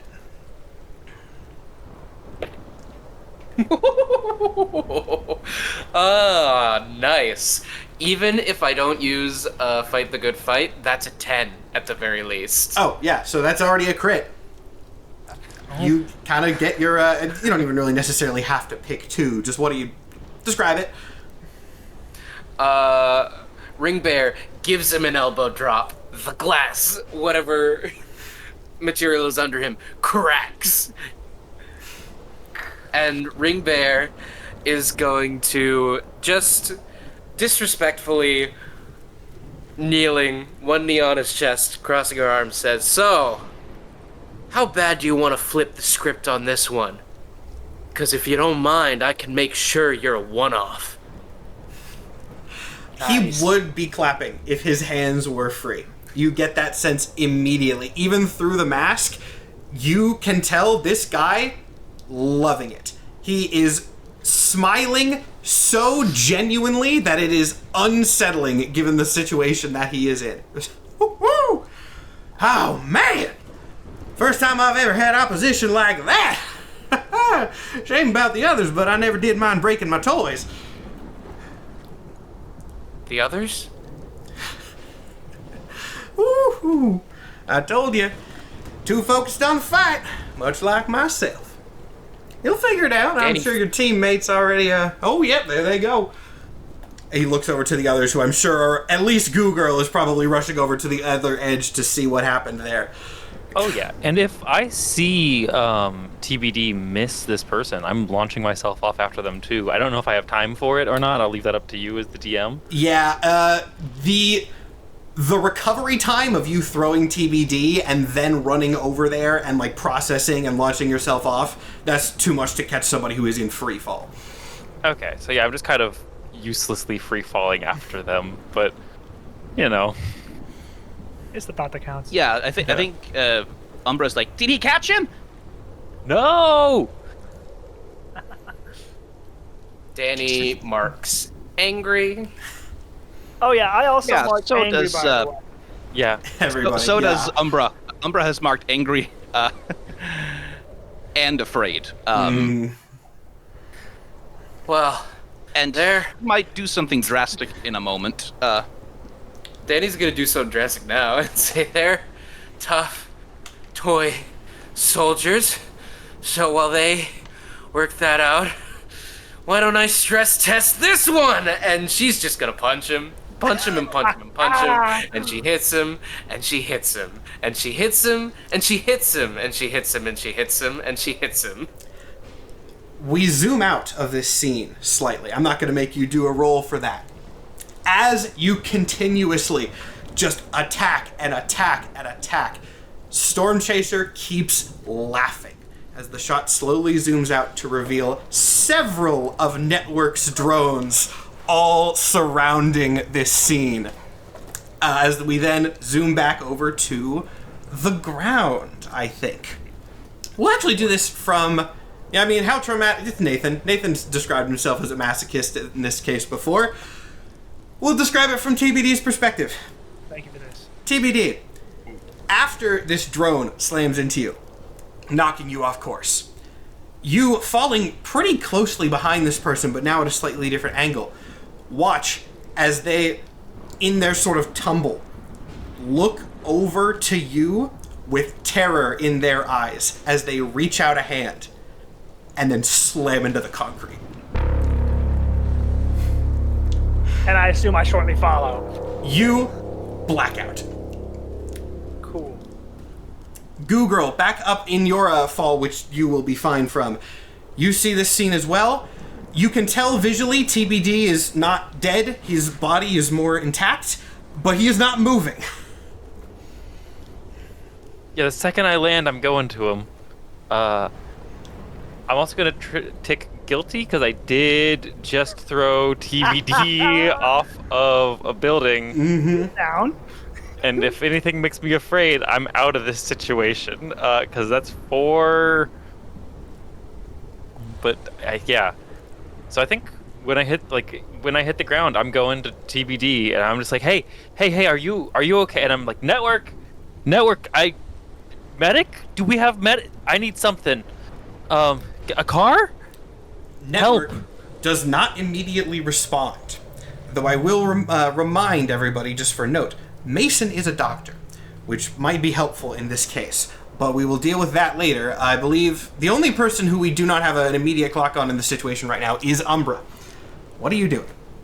Yeah, I mean, if Ringbear is taking it to this guy, that's gonna assuage some of Umbra's immediate anger. Is he he's still laughing, right? Oh yeah. Okay. Yeah, no, I think Umbra's gonna join in on the rash behavior here.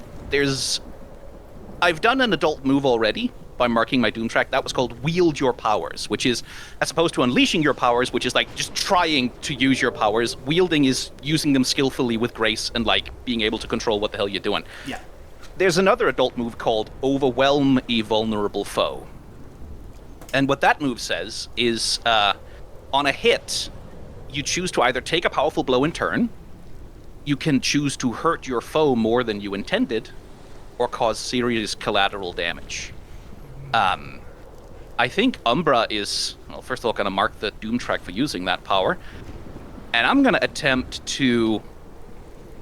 Well, let's do the roll first and see if anything even actually works out from this. And do you get to pick which of those Yes. negative consequences? In fact, I get to pick 2 because that is a 10.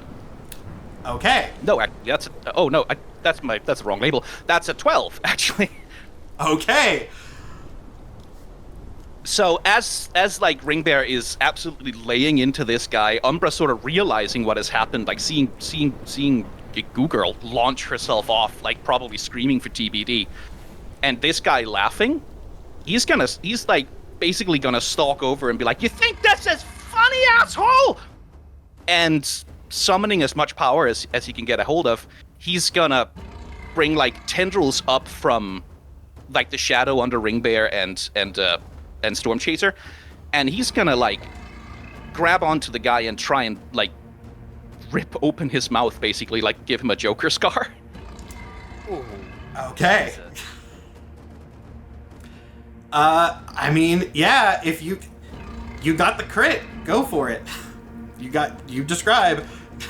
Yeah, so like whatever shadows are available will form themselves into these jagged tendrils, and like Umbra right now his suit is wigging the fuck out. It's pulsing, it's getting spiky. Anyone who was paying attention to him, for example, one of the drone cameras, will see that occasionally like it almost seems like another face is forming on parts of his suit, sort of peering out with a horrible grin on its face.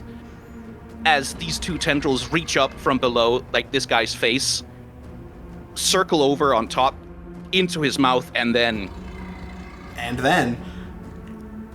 he's not trying to kill him, but he is trying to hurt him very badly. Yeah.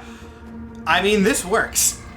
Ringbear, you missed the first gruesome scene, but you're definitely going to get to the second one here, as you see Umbra rip directly through whatever suit or shell Stormchaser has, and go right into the flesh of his face with these tendrils.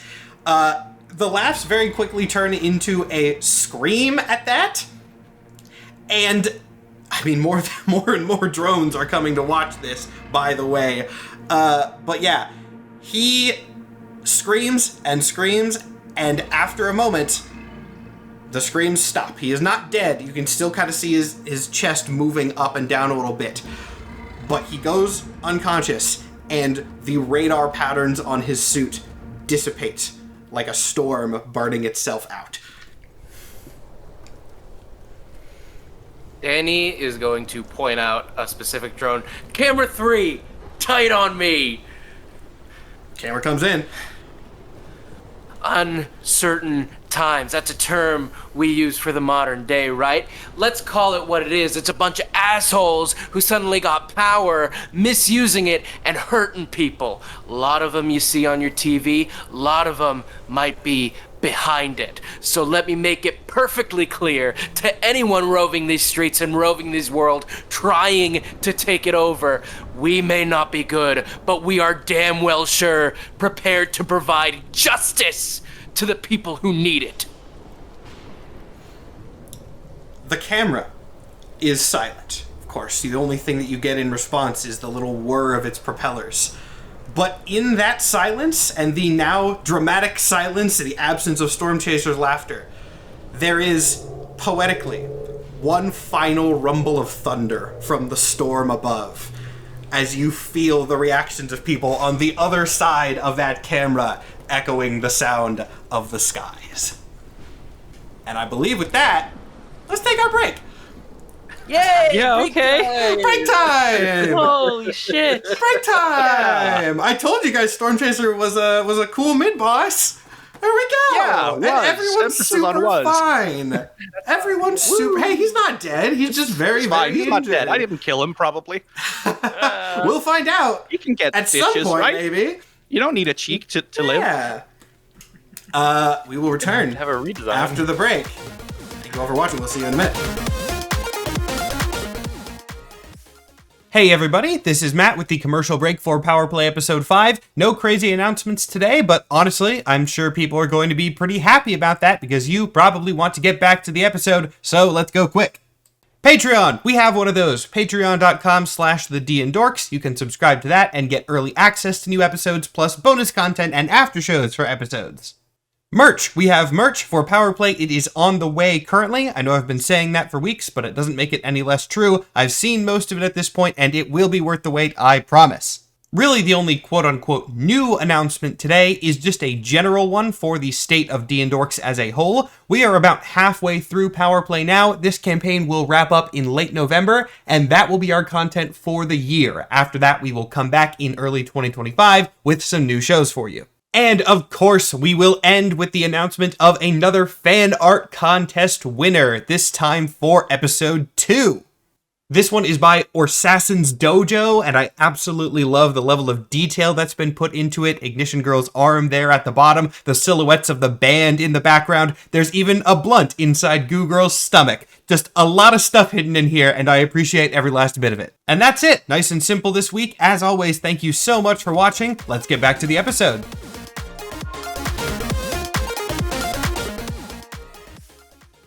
And we are back from commercial break. True TV fashion commercial break at such a chill, regular time. I'm sure nobody skipped the ads today, right? No, why would they? There's nothing to get back to. There's going to be a quiz later, people. You're going to have to answer in the comments. The rest of this is just going to be a beach episode. Yeah. No, there's nothing important to get to at all. No, everybody's fine, except for some people. And let's deal with that now. Currently, like picking up right where we left off. Ring Bear, you're at the top of the place. Umbra is as well. You guys are, well, you were attacking Stormchaser. Now that's, I would assume, done now that he's unconscious. TBD, you are unconscious at the moment. Mm-hmm. Goo Girl, you are down there with TBD. Stormchaser is unconscious. The other person is more like Goo Girl than they would prefer to be at the moment. Oh, There's obviously a lot of... what the hell, man? There's obviously a lot of things that have to be dealt with here. So we're not going to time skip. I briefly considered during the break time skipping. I was like, no, I want to see how you guys sort of handle the situation that is at hand. So with no real prompts, what are you guys doing? Time skipping. Umbra is in shock. Mm-hmm. Just kind of standing there, breathing very hard. Danny matter-of-factly picks up Stormchaser and starts to make her way down and toward the elevator. All right. Yeah, Umbra's like still just standing there for a sec, like breathing very, very hard, and like the suit is still going crazy. You coming along? And that snaps him up. Yeah, okay, I'm coming. And as he begins to walk down, like follow Danny, he looks back at the pool of blood that's left on the top of the Space Needle, and like a real like sort of jolt sort of bounces through his suit as he like turns around, like sort of shaking his head a little bit, and walks with Umbra. Danny. There was no right thing to do. Yeah, no, he deserves it, right? He certainly earned it. Yeah, he killed what, 2 people? I don't really care to count. Yeah, no. Oh yeah, because you guys don't know if TBD's alive, do you? Oh god, Goo Girl does, Also, but you guys don't. I don't know that TBD saved the person he threw off the tower. Yeah. Oh, you're right. Oh, In the very yeah, beginning. tons of uncertainty from different things, from different perspectives here. Yeah. Okay, let's go find TBD. Maybe he caught the other guy. Let's hope. Goo Girl, down at the base of the tower, a group of people is starting to crowd around, as usually happens after these superhero fights. But it doesn't seem like any of them have noticed the dead person yet. They're all very much focused on you and on TBD as you guys landed a little bit away. So the mood of the crowd, radically different from the mood of everybody else there. From the crowd's perspective, the chaos at the top is done. The storm is sort of clearing up. You just landed perfectly. Like, everything seems all right. TBD's unconscious, but clearly breathing. So this crowd is cheering, clapping, just like usual. I think for the first time, Goo Girl doesn't notice the crowd. She just saw somebody die, and TBD's breathing, but she's got no idea what kind of shape he's in. She thought, he couldn't fail to save somebody, and then that just happened, and maybe it was her fault for throwing him at a drone, and now he's unconscious. I think she's still just screaming into the whatever phone or comm we have for network and just being like, I need a medic. I need someone. TBD's hurt. Somebody died. I don't know what to do. After a couple moments of this, as Ring Bear and Umbra descend the elevator, a car pulls up, somewhat suspiciously. It is not this is not an area where cars usually drive. There is no response from network, but this certainly seems like one of his vehicles from the way that it is acting, but you have not gotten a response on the comms yet. If I see it, I am getting TBD into it. It is definitely one of his cars. You're able to get TBD safely into the back. Network is not on the back screen cameras. Okay. I'm gonna yell at the driver, I guess, and just be like, do you know where anything is? What's happening? What do we do? These are self-driving cars. They are self-driving cars. I thought we... Well, I no, didn't realize... I kind of like that imagery, actually, of you sort of panicking, asking the driver for something, but there is nobody there. That is very good imagery. Ring Bear and Umbra. Afraid. What are you guys? It's all 5 conditions. You exit the elevator to see Goo Girl carrying TBD over to this car. I guess it's probably a van, so it can fit all of you, but regardless. Seeing TBD, knocked, I don't know if he's alive, being carried by Goo Girl, Umbra is gonna let out a yelp and run. Run towards the van, or just, run away? Towards the van Okay. and towards TBD. All right. And, Danny. Carrying Stormchaser, I should note. I'll take a separate van. I don't want him in there with him. Okay. You call that to network. Once again, there is no response. But the other van drives off, and another one shows up for you. I guess I should ask, are you getting in that van? Yeah. Okay, cool. So you get in that van, but it will be a couple minutes after the others when you arrive at the Hero Complex. Mm-hmm. Anyone want to have any interactions? I guess it would really only be Goo Girl and Umbra. But if you want to say anything in the van back, I don't want to skip over that, so I'll give you the opportunity, or we can just get right to the complex. Yeah, I mean, I think Goo Girl's gonna get him in the van, and Umbra's gonna come absolutely sprinting over and sort of stumble into the Taylor, is he okay? I don't know. I'm freaking out, man. I have no idea. Yeah, and Umbra sort of pawing over him, and the moment he sees he's breathing, he's kind of oh god. Okay. All right. Okay. All right. Shit. Okay. We need to get him to a doctor, and gonna shut the door of the thing, and then he's gonna lean over, and his suit is gonna retract, and he's gonna vomit. Yeah. Yeah. I think Goo Girl's gonna vomit too. I don't know if she can, but she's gonna make the action like she's about to. But her body's weird. I think maybe it doesn't work, and that's probably worse. Yeah. With the situation done, but nobody particularly settled from it, the first of the two vans eventually arrives at the hero complex, and you guys exit in to a slightly different scene than you have seen before, because this is the first time that you have gone back from a fight to the hero complex to find that Network is apparently still filming. You walk into the set, and you see Network up on his little filming set podium thing. There are large graphics behind him up above the skyline of Seattle, with various pictures and shots of Stormchaser sort of replaying attacks that he did. There is clips of Ignition Girl as well that are showing up, and he is frantically, very loudly, lots of gestures kind of just going at this, clearly still live on the air.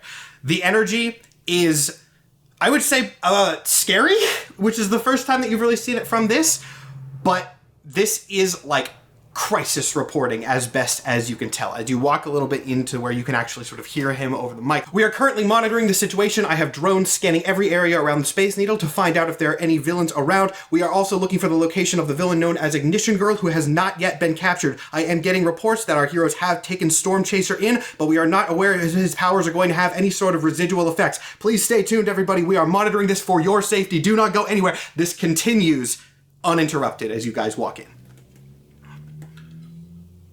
I think I'm going to just grab the nearest, production person. Yeah, and be I think we both are. Just we need a medic. We need someone. We need a doctor. The person turns around, looks down at the form of Taylor that you are carrying. Even through the mask that they are wearing, you can see that they kind of take a step back in shock, and then without saying a word, just make a gesture to follow them. Yeah, we go. Take them. They take you through the corridors to what seems to be a medical room. There are a couple people there also wearing various, the masks and stuff. Their suits are a little different. Clearly it is sort of set up for some sort of medical sterilization thing. But they are not in any sort of crisis mode as well. They are actually just kind of sitting there talking to Mason, who is not suited up. He's just sort of sitting on on the bed, but you can kind of tell he is not a patient. He's just sort of relaxing there. And as you burst in through the door, they immediately turn and look at you confused. It's two people. It's one medical staff and then Mason. EBD, he's hurt. Mason, hi, help? Whoa. Okay, here, get him on the bed. He quickly jumps off. You can kind of see him go a little bit more into doctor mode for the first time. As he fell off the Space Needle. Do you say he fell off the Space Needle? Yes. How is it supposed to save him? I actually threw Umbra him. is incoherent. Okay. Right, and he's breathing. Kind of grabs a stethoscope off something, holds it up to his chest. Yeah, there's life signs. When you say fell off, I don't know how else you could possibly mean that.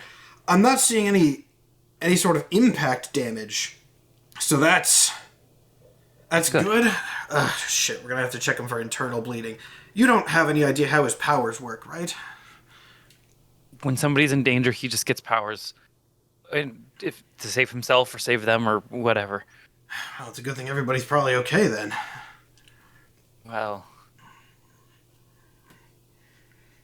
Mason doesn't really react to that, now focused very heavily on TBD. He starts doing medical examinations. That is going to take some time. So, Umbra is glued to, as close as Mason will let him, Umbra's glued there. Google, are you staying here or are you going somewhere else? Though I will say, before we have you go anywhere, I think Ringbear's going to arrive and then we will have. Yeah. I think she just kind of wanders. I think staying there isn't helpful, and she's the kind of person that needs to keep moving. And so she's, how when you're in a fog and you're just wandering around? Mm-hmm. She's just wandering the hero complex right now. Got it. After a moment, Ringbear, your van comes up, opens. Even though it's a couple minutes later, you see a similar scene. Network has not gone off the air during all of this. Though I will say, given that you are holding the body of a villain, several of the staff members immediately come up to you faster than they did with others. Some people came up when they noticed Taylor. I don't want to make it seem like they were ignoring that, but they're watching a guy who just murdered somebody on the screen and then his unconscious form walks in. People immediately rush in.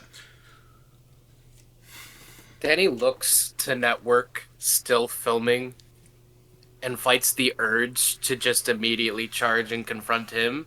But she looks to the workers gathering around and like, where do you put this guy? Some of the workers kind of pause, looking around, and then that's usually I believe that's Network's department. He has a couple people who. Network is busy. Consider me an authority figure. Where do we put this guy? I'm not entirely sure. We can put him. I mean, we can definitely get some ropes or chains or something. Maybe we have like a tranquilizer lying around that we can put. The person who you're talking He's to also seems to be bleeding very heavily, I should say. Yeah. Kind of like claps. Somebody else rushes over to go and grab that sort of stuff. And yeah, that is actually a very good point. With him bleeding heavily, once he is tranquilized, I think that is actually the first thing that's going to happen. Someone kind of rushes over. There's a couple minutes of just very awkwardly tense waiting around before someone comes in with, just like the stereotypical comic book sort of trank darts. Does that so he doesn't wake up. And then they suggest also taking him to medical so you can get more information out of him. And so he can not die. Couple minutes later, back in the medical ward, the door opens. It is Danny carrying Stormchaser. Mason looks up again from his investigation and goes, okay, hold. This is the other guy? It's the other guy. Okay. Second priority, then. Put him on the other bed. Before they all leave, Danny's gonna pull one of the workers aside. Tell Network I want a meeting with him in here, alone. The woman kind of looks around and goes, there's other people in here. Okay. And then rushes off. Everybody's in the medical ward. There is sort of some downtime here. Obviously, the investigations that Mason is doing into TBD's body and Stormchaser will take some time. Stormchaser, I should say, gets sort of stabilized by the other guy who's not bleeding out currently. But Network is not going to show up for a few minutes at the very least. So if you guys want to say anything, you can. Once again, just sort Umbra's of leaving this suit open. is no longer like waking out the way it was. Now it's like it's still not stable, but it's like more of a sort of like watery pulsing across his skin. As he's like he's just sitting like by the side of the bed with Taylor on it, and his leg is just like going. And he's like hunched forward, and he's not saying anything. Yeah, I don't think Google has anything to say here either. I don't think she can. You two can feel free to go if you want. You should rest. Do you want us here for this? Not for this. You don't have to go home, but I do want the room with Network for a little bit. Okay. Umbra appears not to notice what you're going to have to like get a little more forceful. Umbra. And he sort of startles, like, signal, give me the room, okay? yeah, okay, yeah. Here, why don't You good? You steady? I mean, yeah. And like he'll take a deep breath and like sit up, and like sort of like, yeah. I've got a hold on it. I've got it. And he'll leave along with Goo Girl at that point. Yeah. Let's go to the cafeteria. Let's get some food. We're still here if Danny needs us, but I think I don't know. I heard ice cream was good for shock. Cold. I think we're both. Yeah, I need water. Yeah. I think I might too. As you guys leave, Mason looks up at you, Danny. He says, just so you know, I'm sure you do want a word with the big guy alone. There are 2 patients here in possibly critical condition. I'm not going to move them just for that. They don't need to be moved. And I'm not moving either because I'm treating them. Danny looks at them genuinely, just can't give me 5 minutes. He looks at the blood that's coming out of Stormchaser's, like, gaping maw at this point. He goes, that's a lot of blood. I still don't know what happened with this one. This is literally new medical science. Actually, it might be medical magic. That's not a joke at this point. I'm not entirely sure. I apparently turn into a demon when I sleep. Well, then when I do what I do, just stand there, keep it to yourself, and if you don't, I'll knock you out, and it's going to be everyone's problem. Yeah, certainly would be. Everyone but mine, I guess. And then he goes back to working on TBD. After a couple moments, Danny, you get a text from Network that just says, "Meet me in my office." You can assume the message was delivered. Whether you want to, go and acquiesce to that or not is your call, but that is what the message says. Danny texts back, "I'm in the medical room. I need to talk to you here." You see, like, the little ... writing for a second, and then it just goes away with no message sent. And after another couple minutes, the door opens and Network comes in. Demeanor a little bit changed from the filming demeanor that you saw a minute ago, but probably not in the direction that you would expect. He seems surprisingly fine, actually. As Danny, how's everything? Situations seem to go decently well out there, given the obvious, but ultimately could have gone worse. Decently well could have gone worse. That's your official debrief? Well, this isn't the official debrief. You called me in here. Hello, Mason. Well, it's the first death under our watch. It's pretty significant. By the way, I should have said this a second ago. I think it is probably fine, though. Everyone else, take your headphones off. We're just going to establish that real quick. That's been the standard for... Nathan was like, well, you know what? Fuck it. TBD, keep them on. Let's go! TBD, keep them on. But Google and Umbra take them off. Yeah, and now that I think about it, you're there. Thing. You're there. I'm gonna have to watch this in the episode. I want to know what the hell Mike's about to do. You gotta wait 5 weeks to hear Mike do the thing that Mike does best. Yeah. Come on. Yeah. Play the campaign. Come on. And I can't even give you a teaser because I'm sure this is going to be storyline affecting. Anyway, take your headphones off. You get to listen to this the day it comes out. I have to wait a whole day because of my schedule. You'll know what happened here before I do.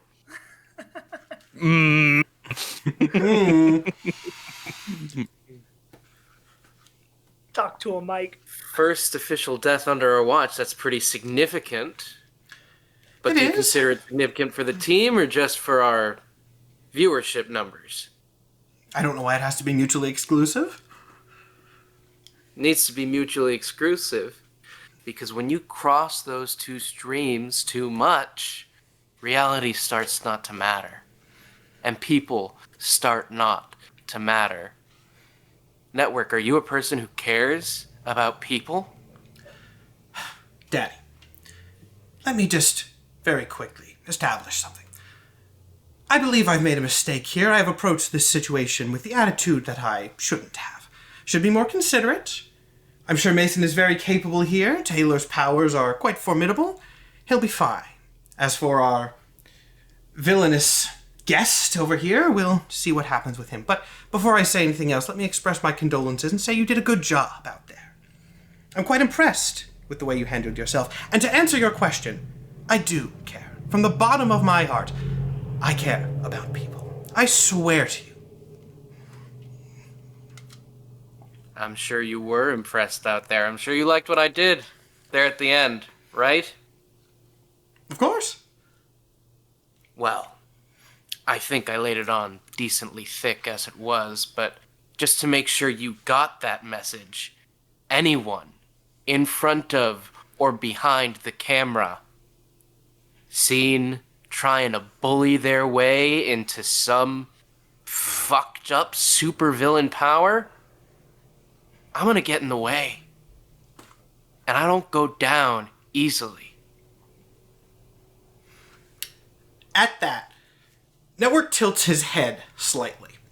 You get the sense that if you could see his face, he would be raising an eyebrow as he crosses his arms. And that fighting spirit is exactly why I brought you onto the show. Believe me, That is a good thing. Keep that fire inside you. It's going to serve you well. But I would caution you. Don't rush into things before you know the full situation. That only brings negative consequences. Well, you should have known hiring a pro wrestler and all. We can be a little rash, not the most well thought out people. Hey, you know something? I'd like just a little bit more behind the scenes work. I want to be behind the writing process, the booking process. So tell me, you need this guy on the table for later? Is he going to be coming back, a recurring villain? He had charisma. He had the attitude for the show that you're booking here. So I assume we're going to see him again. I assume you want him alive, right? Danny, superhumans are a very rare thing in this world. It would be nothing but foolhardy to take one off the table before we understood the situation. You want to know where your abilities came from, right? Hell, understanding the nature of the abilities could give us insight onto the condition of poor Taylor here. Think before you suggest something like that.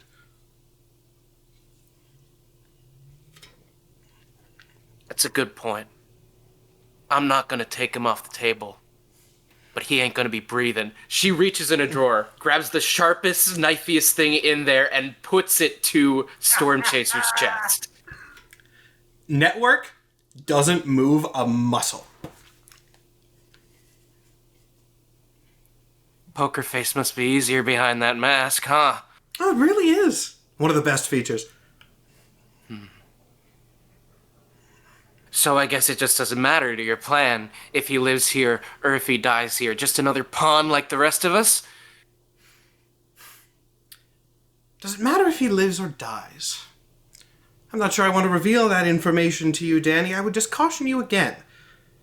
Don't act too rashly before you know the consequences.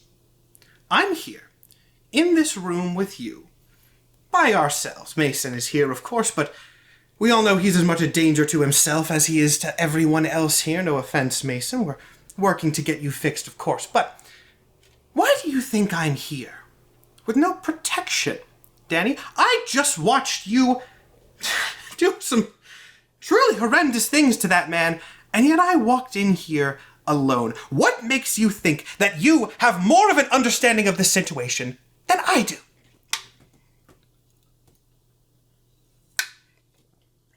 It's a fair point. Of course, none of us really know what the situation is, and we've been tiptoeing around it. So unless you're gonna enlighten me, I suggest you get whatever protection you do have up your sleeve out. Because I'm gonna be very unhappy. Network leans forward. Pardon me for using a term not approved for network television, but I believe the best term in this situation is fuck around and find out.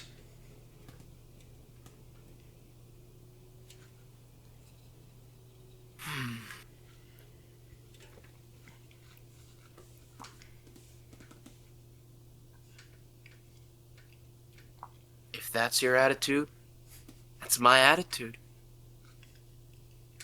I'm not gonna bite the hand that feeds. We still don't have contracts signed. It'd be a bad time to do it anyway. Now you're But getting if it. I find even one hole in your armor, one way that I can fuck with you, oh, I'm taking it on sight.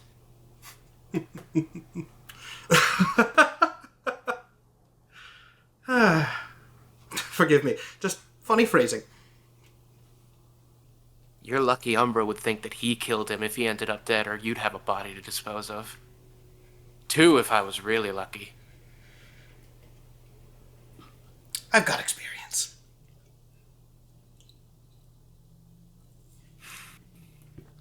Danny puts away the knife.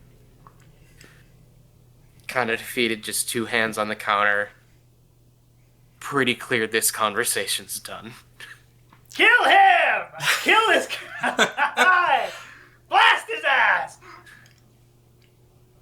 Well, if that's everything we needed to discuss. Well, if I tried anything now, you'd have some way to blast me to hell, I'm sure. So, yeah, we're done. Oh, Danny, I can't do a thing to you. And then he walks out of the room. Motherfucker, dude. I told you guys I was so excited to play Mask Off Network, and oh my god. He's so fun. Should we signal? Should we? Yeah. I'm glad I got to bear witness. Witness the bear. Are we back? Oh my god! Yeah, we're back. So I couldn't hear what was going on, but I could see Nathan reacting. Dude, Nathan's reactions, I had to maintain a face during that. And it was so hard because every time Nathan was in the back, like... I almost broke every time because Nathan was losing his shit like 6 feet away from the camera. And I was like, I have to stay in character. If I burst out laughing right now, I'm going to have to take the line again. So I have to stay in character. I would, dude. It was so. It would remind me when I'm editing. I can go and clip Nathan's reactions, and we can use it as a TikTok minus audio, because it was so good. It was so good. I'm sweating. Simulate our reaction. Yeah, what it's like to watch this happen from the perspective of. That was fun. That was. Cut it with Skyan and I saying that we want to see what happens, and then just have us sitting there watching that Nathan react. I think that was one of my favorite scenes I've ever gotten to act in D&Dorks. That was great. Oh, damn. Yeah, I'm not gonna lie, it's pretty good. You guys missed out. I know! Yeah. You'll find out! Oh. Holy shit. All right. So Network left. You're in the medical room still. Mason kind of just looks over you and goes, "Shit." Appreciate you not, stepping in or anything. Fuck am I gonna do? Take a nap on him? Might be pretty useful depending on what's coming. He's got something planned. Yeah, I know that from looking at him. Have you seen his fucking helmet? Well, I didn't know where you were at on the fucking evil thing, man. Don't be an asshole, alright? It's been a day. He shrugs and goes back to looking at TBD. Are there any interactions that Google and Umbra specifically want to have during this time? If not, I think this is probably a good time to time skip a little bit finally. I think if Umbra's not saying anything, Google is not really good at comforting people, especially not with all these conditions she has marked. So she's just going to sit there and eat food and hope that helps with the shock of what's going on.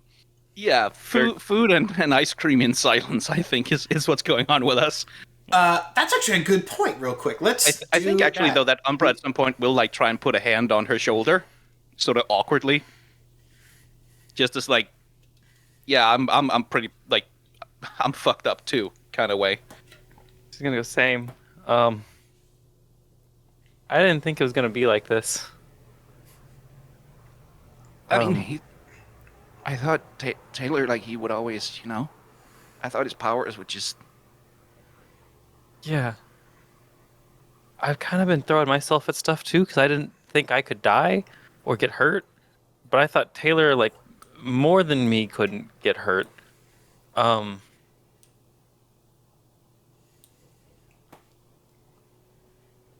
Let's have each other's back. I mean, I know we have each other's backs because we're teammates and we're friends, but let's make sure. Yeah. Yeah, this is never going to happen to any of you again. Or to you. I think we're going to mark that Umbra has a little more influence over me than Umbra used to. All right. Because I think in this moment, I'm feeling comforted and, yeah. Real quick, before we do a brief time skip, out of my own curiosity, and I'm sure the audience would like to hear this too, let's go around and see what everybody's condition status is, because I know everybody has at least a couple. Let's just do clockwise. So, Umbra, what are your conditions right now? He is currently, he's no longer angry, but he's currently afraid and guilty. All right. Ring Bear?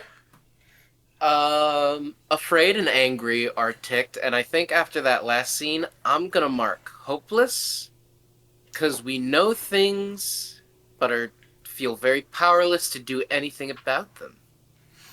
So I think that's appropriate. TBD. Obviously, you also have unconscious as a condition, Yeah, I mean, but that's aside not from the technically obvious- one of them.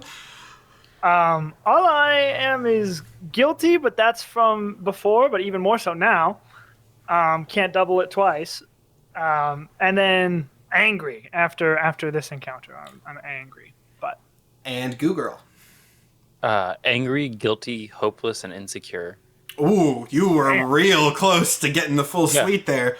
You can walk up behind Goo Girl and say boo right now, and I think she melts. I think she, yeah. Everyone has A puddle angry, which in a is bucket. fitting, but interesting.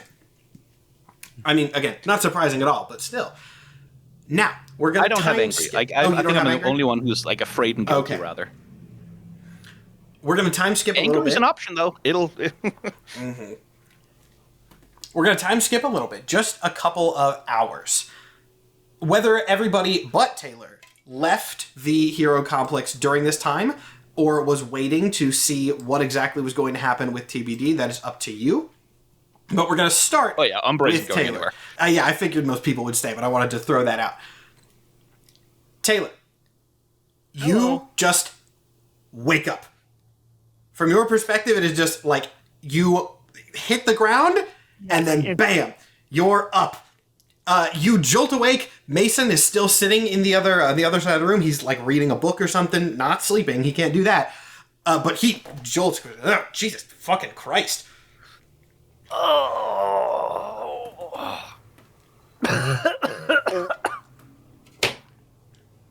where am I? Medical facility, hero complex. You fell off the Space Needle. You might I know didn't- that. I don't know what you remember. Willingly was thrown. TBD starts to get up out of the bed. Or Willingly try to, thro- anyways. Okay. Yeah, you're able to get up. You're a little bit sore, but otherwise, you seem fine. As you stand up, Mason looks and goes, I'm not gonna lie, I don't know what happened to you. Your vital signs were all good, you just weren't awake. I'm gonna assume it was just a weird powers thing, because I don't know what else it is, and I'm not used to any of this yet. If you have side effects, hopefully you won't. That's about the same page I'm in. Is the gang all here? I'm actually not sure. They were here for a while when I was checking you out. Oh, by the way, Stormchaser is also... We'll say he's on a bed behind you, so you didn't immediately notice him. He's on the other side of Mason, but he is still there. But Mason kind of looks at him. Yeah, they were here for a while. I think they're still in the facility, but I'm not sure exactly where. Cool. Where's Network? He pauses at that. He goes, not the time. Why? You couldn't hear anything while you were unconscious. Normally people can't, but I have no idea what the fuck is going on with you, so I figure I should ask. I guess I had this weird dream where I was like a fly on the wall listening to Danny chew out Network. Okay, I should probably write that down just for note. But yeah, you heard some of it then. Look, I don't know what's up with him. Actually, that's the end of the sentence. Yeah, that's kind of the problem. Nobody really knows what's up with him. I'm going to leave to find him. Oh, okay. You head out of the place. If you ask, one of the staff members who are just walking around, they say he's in his office. I head there. All right, cool. Everyone else take your headphones off. We're going for round two. Come on. Round two. Okay, fine. God, I look forward to this episode. That means I'm doing something right. You get to Network's office. The door is closed. I don't believe you've been in here before, but you know where it is. You were directed there. Cool. I walk in if it's unlocked. You open the door. It is unlocked. You see the same sort of... It's... How do I describe it when Google went there? I don't know if you were actually on headphones for that. Really quickly. On my walk, I would like to hone in. Ah, okay. Yeah, I'll give you that. Cool. So you walk over to Network's office, open it up.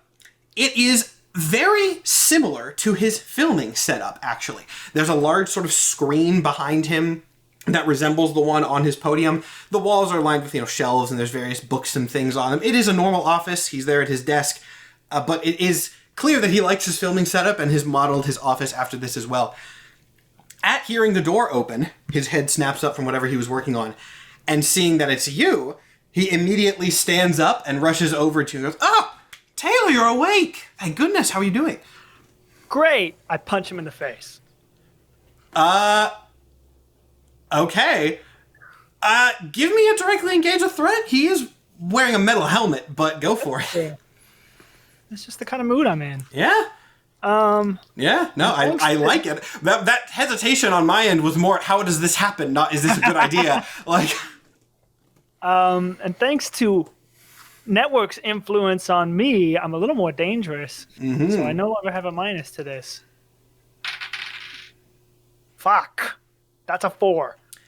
You do punch him in the face. He's wearing a metal helmet. Yeah. The helmet... I mean, this, I guess, is something that you wouldn't have necessarily known before, so at the very least you do get information. This is the first time you've touched that helmet? Yeah, it's metal, and you can tell it is definitely meant to be protective, right? Right. You punch the helmet, he does, his hand kind of flies up to the side of his face there, he reels back a little bit, but you get a sense that it's more just like surprise than you actually just injured this man. And as he steps back a little bit, he goes... Okay, all right, coming in a little hot. I probably deserved that one, so I'll give it to you, but let's have a conversation like adults before we get into anything hasty. What's your fucking problem, man? Come, sit. He walks around, sits down in his chair, gestures for you to sit down across the desk. I sit. You sit. Unhappily, but you sit. Well, forgive me, but I'm not entirely sure what you're referring to. Your stupid fucking drone got in the way of me saving that person's life. Ah, yes. That was a piloting error, which I am well on the process of disciplining. Do not worry, it was just a technical thing. Total accident will not happen again. Yeah. It better not. As a matter of fact, I don't give a fuck about any shot you need to get. If it's going to get in the way of me and my path and me helping people, keep your cameras fucking wide away from me, okay? Of course, of course. I got nothing else to say to you. Good. And I just leave. Yeah, he waves his hand very dismissively. I'm still angry. All right, cool. That was so much less aggro than it could have been. I'm not gonna fucking blow this shit up. No. I'm not mad about it. That was definitely a better outcome for one party. But hey. You calling us back? Yeah, that was a very quick little interaction. No one's dead. Don't worry. Okay. Are we back? We back. All right. Nice So quick back. little interaction there. I do have one last thing I do want to do, which I don't think would require people to remove their headphones again. We'll find out. But I do wonder. My powers are for saving people, but I do wonder what would happen if I just try to use them right now, like just in the hero complex. Interesting. So sure, give me an unleash your powers check. And I say honed in, this so- fully. Just I'll be honest. I don't know what the result of this is going to be. We're going to let you roll, and then we're going to find out. So. That is an 11. 11. I'll do it like this. Since you got a crit, Nothing happens, but since that was a crit and bonused by the hone in, nobody seems to be in immediate danger around you to like a life-saving extent. Okay. This isn't like a dangerous place necessarily. I mean, like, that's kind of a loaded question, I guess. There's not, like, booby traps. Like, the sense that your powers work in is, like, if somebody's life is in immediate danger, they trigger. You do not get any sense of that. I get the absence of urgency. Yeah. Around here. Okay. All right. I guess I don't even know where the gang is, so I guess I just go home. Okay. I don't. Well, I have my phone. I was gonna say, yeah, you have like a phone. You can. Be like, it would be really funny if you just we could derail the rest of this whole episode by you just vanishing from the medical room, not answering texts. Yeah. Oh my God, Umbra would react poorly. Oh yeah. I just text the gang I'm up. And I head back to the medical bay because that's probably where they're expecting me to be. Yeah, I mean, I'm headed that way immediately, leaving my food Umbra on the table. Running. So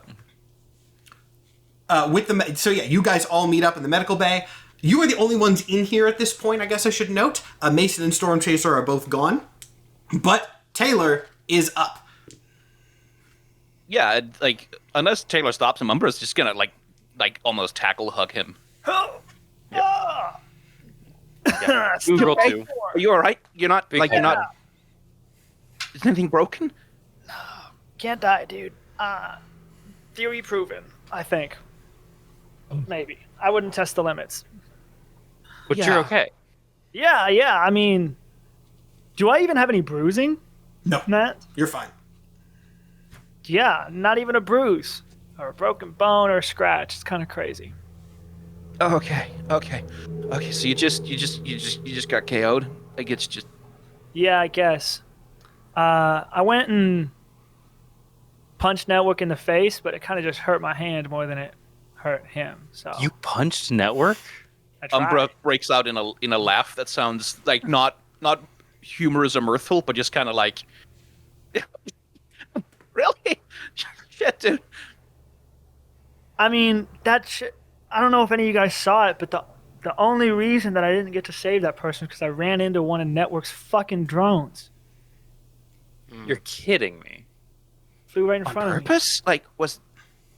He said, I went and talked to him about it. He said it was a pilot error and it won't happen again. I told him to keep those shits away from me, but... We should, You guys want to get out of here? Yeah, we should go get some pizza. Yeah, I agree. Where's Danny? I don't know. Yeah. Umbra will like... Danny didn't answer any texts. Yeah, Danny Umbra will did pull not out a phone and like text him, but text her, silence. Yeah, I don't know. Okay. What does Umbra text Danny, actually? Just, where are you? Like I think it's going to be Taylor's up. Where are you? Training, full stop. Why? I think Umbra's like sort of like gonna look at that text like a little bit like like unsure how to respond, like show it to the others. I got it from here. This is in the group chat, right? Is it in the group chat? I figured it was just like a one-to-one because Danny wasn't responding to the group chat. Yeah, like I think Umbra texted her directly and sort of like got this back. Like, she's training. Give space. Give space. Yeah, we'll tell her that we're gonna grab some pizza as a team for team building purposes. I mean, and then give her I kind of want to punch something too right now. It was nice. I will say, if you tell her you're getting pizza and you're going to the hideout, she will come to that. Yeah, that information will be relayed. Yeah, cool. To the hideout you guys go. We'll just time skip right over there. I will give you benefit of the doubt and say you take cars to separate locations and reconvene. Yeah, but yes. Get rid of the network phones? Yeah. I will again assume that happens, and then we will time skip to the place. And I'm leaving my network phone with Nikki in case a supervillain emergency does happen, because that last one was a sudden thing, and Okay. she can text me on my normal phone. That's smart. Right. So we're in the pizza place. Yeah. Okay. I'm not gonna lie, gang. I'm pissed. Yeah. I'm not happy. I don't think I can do this long con shit. Well, that's fine. Because Network knows that I know. I had a weird dream that you talked to Network. Did you see me threaten to kill that guy? Yeah. Yeah, that all happened. So... Well, and I already told one of the other people that I'm supposedly in on the loop, so now there's two of us that are exposed. I got half a mind to just go home and trash my network phone. That'll surely can't- set off some alarm bells, though. It'll set off alarm bells. We're in the public eye, and Network will come after us. We need to stay on the inside. Plus, Plus, we didn't like, have our if- phones, people would have died today. Like People- more Yeah, people. if another one of those, like if someone else like that fucking guy shows up, even Yeah, if but it's they Network will. sending them, he's gonna kill people. They always will show up so long as he's getting views. Do we know It's a that this one never-ending was good? cycle.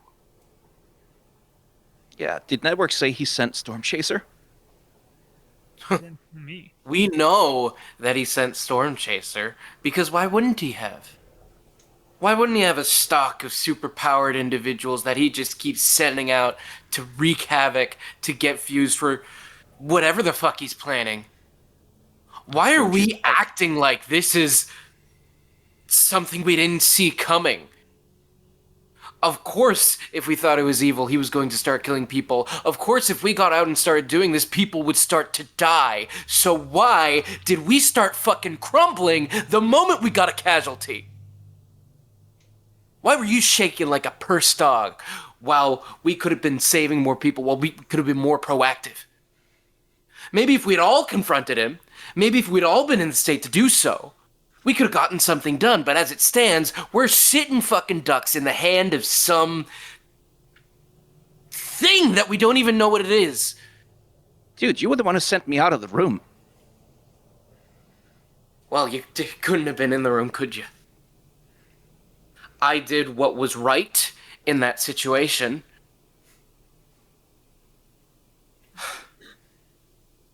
I just think we need to get our mental in order, or else we're gonna start falling apart, okay? Yeah. I agree. I can sense that someone's clapping, but I can't hear it. Oh, did Discord get that? Or No. No, just Yeah.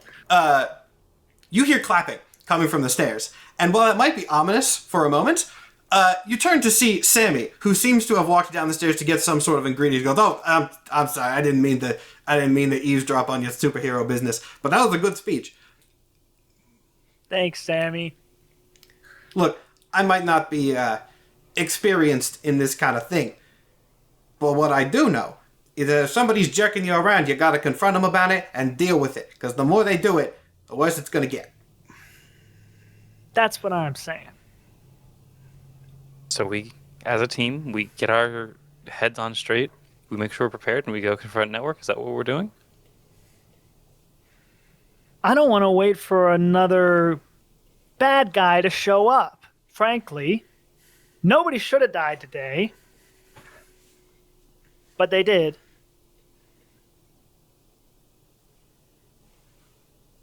Yeah. Are we gonna kill him? Because I'm not that opposed. Oh, I don't know that I can kill someone. That's can not. I kill him. don't. I think it's necessary. As if this guy is in a danger. I say you take his stupid helmet off and shove it up his ass. Another great idea, Sammy. I just need to sneak by and grab some tomatoes. Don't mind Oh, me. sorry. You know what? Yeah, let's start with the fucking helmet.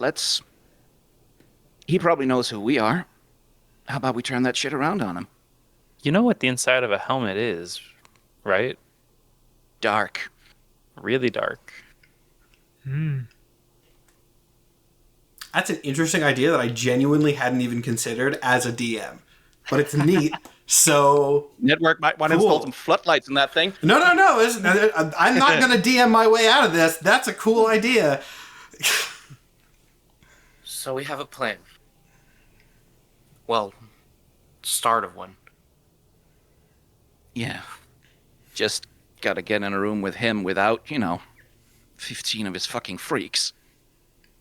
I think I can do it. Yeah? Yeah, Network likes me and trusts me, and I've talked to him one-on-one before. Really? Yeah. You didn't tell us that. It was not a good idea. But, I mean, can you hide everyone? Can you hide other people in shadows or just yourself? I haven't tried it, but, it shouldn't be impossible. Because if you can carry those two in my shadow, we can get alone in his office without anyone else around him. Yeah. I'm gonna need some practice with this. Yeah, give it a few tries. Do what you gotta do. Jump his ass. I'll go in there and I'll talk to him, and you guys can all listen in, and then when the time is right, we can kick his ass. That sounds great. I tried to do it on my own. Didn't really work. Really good at punching. Danny, did you know that he punched Network in the face? That's got to make you feel better. Pretty fucking reckless move. She thumps Umbra on the chest. I have a bike helmet at my place. We're doing reps. Okay. Danny does make a good point, by the way, Tom.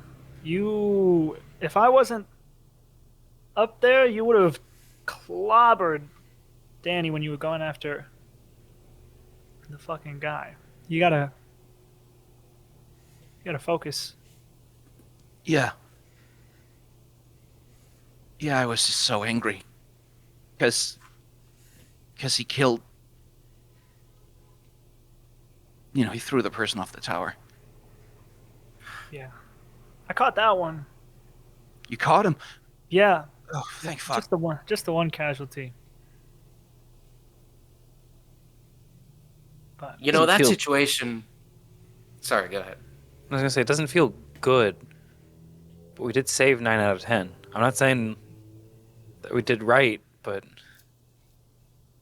I don't know, small condolences. Yeah. If not for Network, it would have been... Well... yeah. I don't care what hoops you got to jump through. The way I see it, Network killed somebody today. Yeah, he did. That doesn't fly with me. No. And as we saw today, I really don't fly.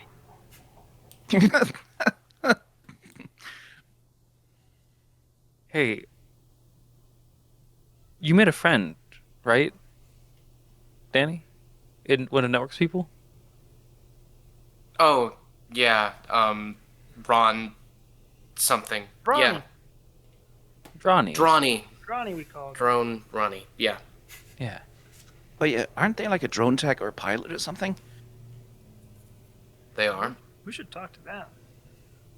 Yeah. Okay. You two talk to Drawny. We'll run reps. Okay. Let's go, TBD. Let's do it. All right. We are going to time skip again then. Another Kind of cover I actually... everything. Oh, I'm sorry. No, I no, did no, I'm have intrigued. one scene I wanted to run with Tom Yeah. while we're running reps. oh, yeah, sure. So, what Taylor was going on about you almost hitting me during the combat? Yeah, when I pushed the shield. Yeah. I want you to understand, that was a win. Taylor did his job, I didn't get hurt, and even if I did, you would have been going to take down the villain. And that's the kind of decision-making we're going to need if we're going to take down Network. Yeah, but I didn't make a decision, Danny. I just acted.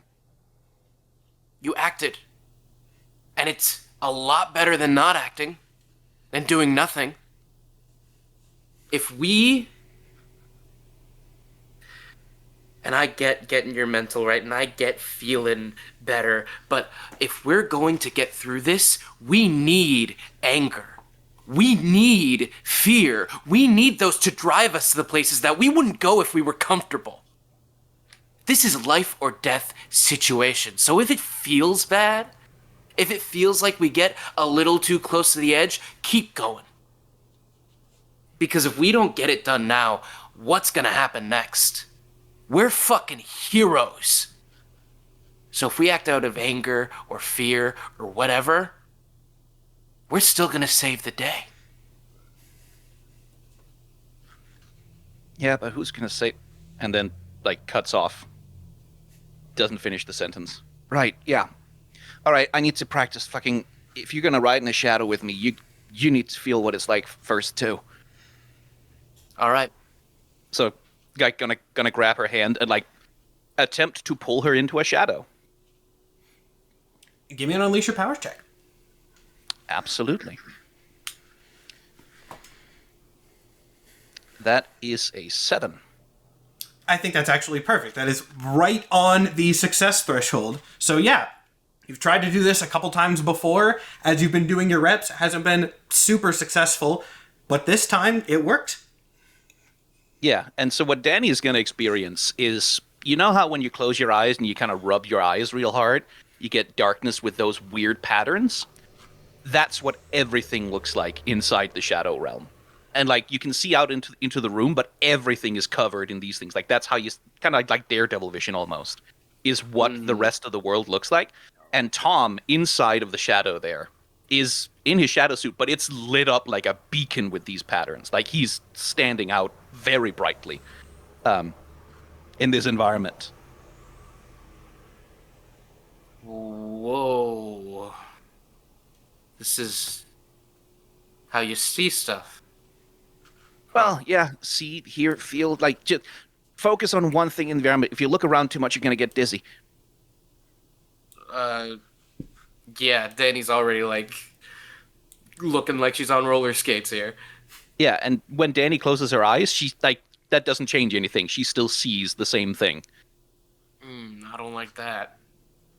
Yeah, no, it's real fucked up the first few times, but, can you handle this for, 20 minutes while we're in Google's shadow? Anything it takes. Easy peasy. All right, and whoop, out of the shadows again. I think you're gonna do good with what we got coming next. Okay? I'm not worried about doing good, Danny. That's not it. I know I'm gonna do good. It's just, what else am I gonna do? What you have to. You have my word. If I'm in the way, if I'm collateral damage, but you can take him down, take the shot. It's very obvious looking at Umbra's face that he's not willing to do that, but he's not protesting. No questions for tomorrow. We gotta win today.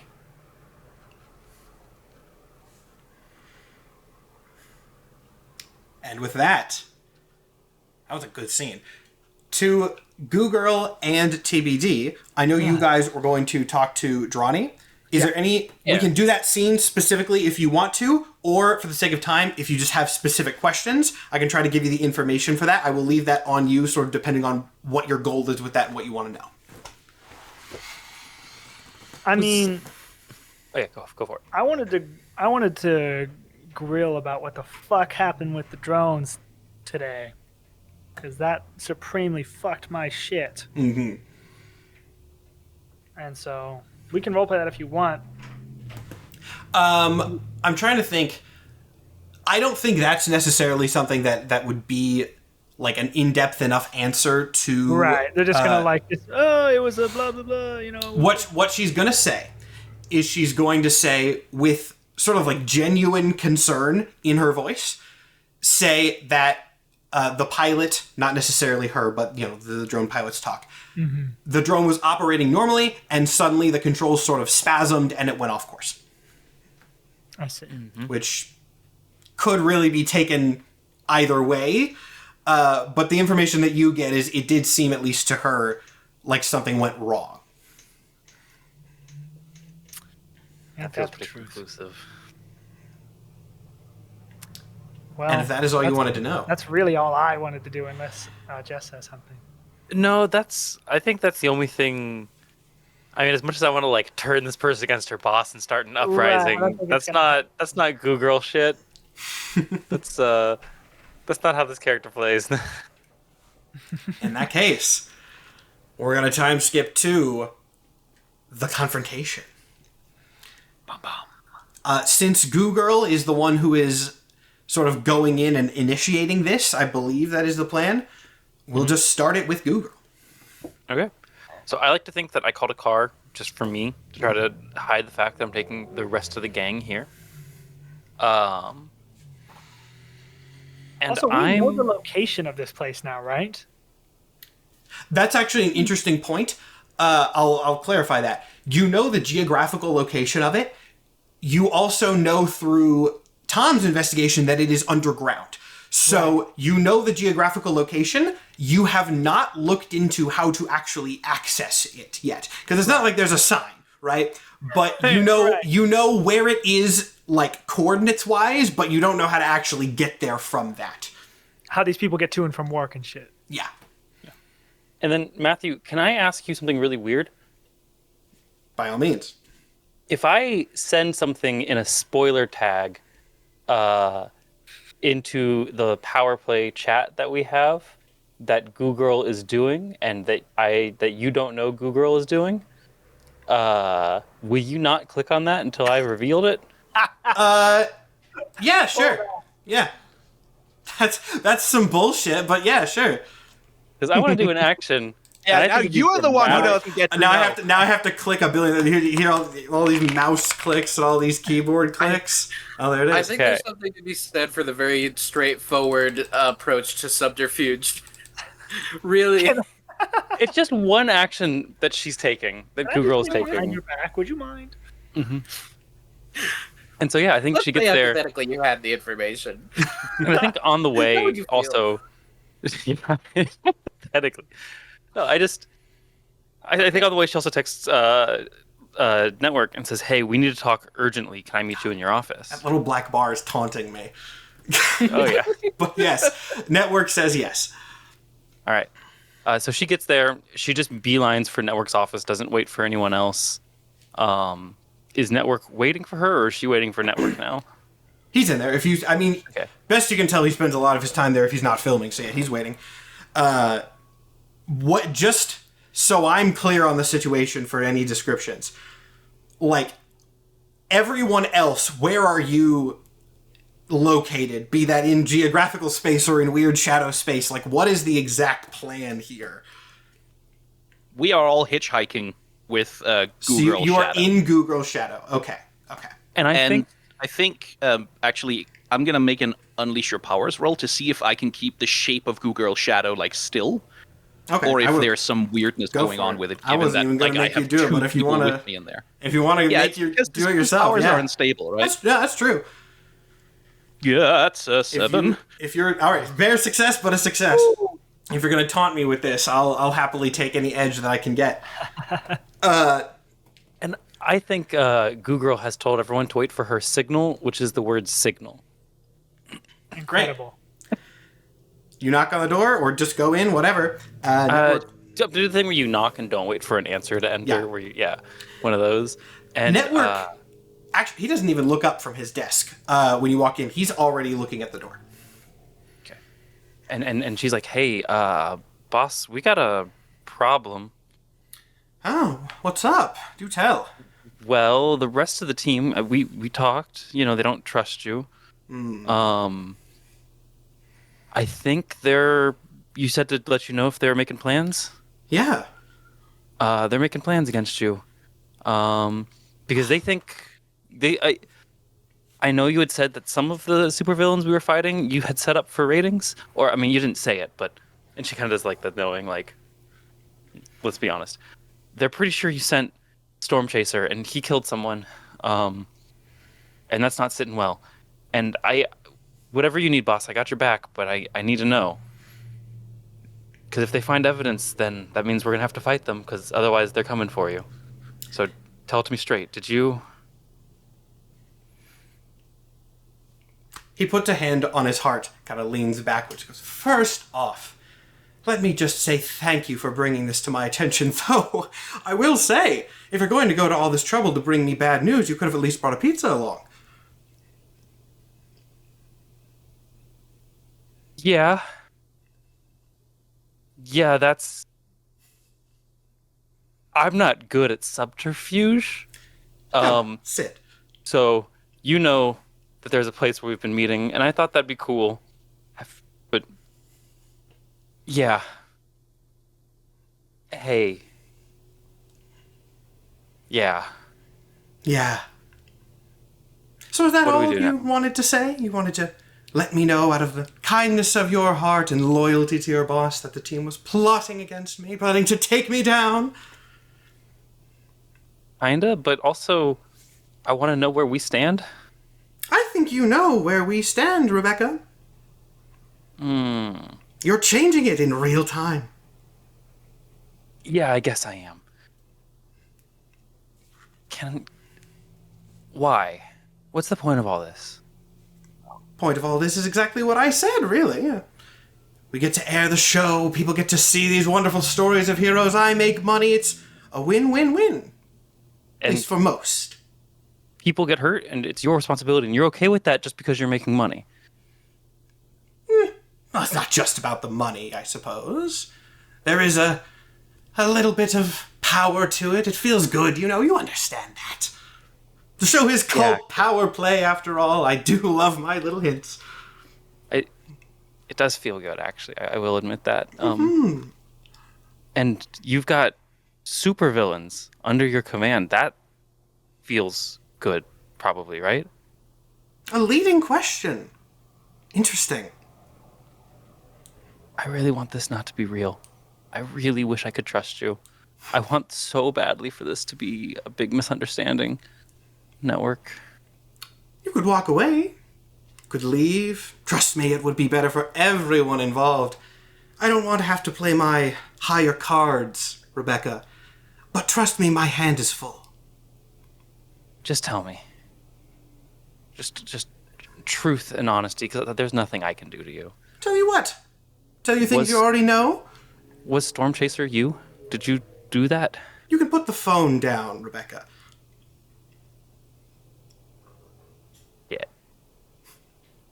Yeah, so the spoiler tag is that Goo Girl is currently live on TikTok with her phone.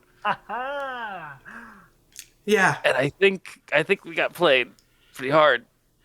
I'm well aware. And I'll forgive this transgression once. Taylor got in a punch. Ringbear got to sass me. I suppose Umbra still has a hit to get in. This counts as your single strike. And if I do another strike? I'm so glad you asked. He claps his hands, and the screen behind him lights up. It is camera footage, as best you can tell, of your base. It is camera footage of the basement of Ephraim's, and it is footage of all of you guys in there discussing this very plan, the scene that we played out just a few moments ago in real time. You see this, Rebecca? Do you know what this is? Yep. You don't. Actually, let me enlighten you. Let's fast forward a bit. You fast forward. And the camera, it seems a little unstable. It seems shakier than his drones usually are. And after a moment, you hear a voice from behind the camera. Sorry, kid, I just gotta squeeze by and grab some tomatoes. And you see a hand reach out from first-person perspective to grab some tomatoes and walk back up the stairs. Oh. So, Sammy works for you. That's the beauty of it. No. Allow me to So you provide just- some more enlightenment. He snaps his fingers, and the scene changes again to a photo or shot of him in his office in real time, seen from the perspective of your eyes. My eyes? As you look around, the camera behind him pans with you. I told you my power wasn't going to knock people out, but it's nothing to sneeze at. He's a freak. Oh, Jesus Christ. So you just spy on everyone all the time. And you're comfortable admitting that live on TikTok? Oh, your camera's not working! Fun fact, it doesn't just work on people. He snaps his fingers again, and from your pocket, that is what the shot is now. Your phone's camera going through directly to his feed. Oh, I thought I did something there. I saw you setting it up. I was watching the whole time. I know every step of your plan. And, since I'm sure the others are listening in some capacity, let me just tell you that you shouldn't take any action against me because I'm not limited to this. He snaps his fingers one more time, and your room shows up on the screen. And after a moment, you can process that this is from the perspective of Nikki. He snaps again, and the camera zooms in, revealing more. Shots from the perspective of your parents, of your siblings, of your friends, and not just yours, but of every single member of the team. The screen filling with footage that he cannot and should not have. And as this fills the screen behind him, he spreads his arms out wide. I'm a one-man surveillance state!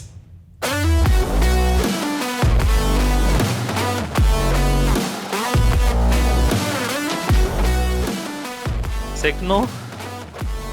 Yes. Signal! Yeah. At that, I think Tom, who's barely holding his anger in check at this point, I mean, he's gonna try and reach inside of Network's helmet and tear it off his face. As you start to move out from your shadow, Network holds up a hand, and the camera footage zooms in on a shot of your mother's perspective, Tom. And then another one appears next to it that seems to be perspective from a drone looking in on her. He goes, I would wait. What did I say about high cards, Tom? You're not in control here. Bad things could happen if you make too much of a move.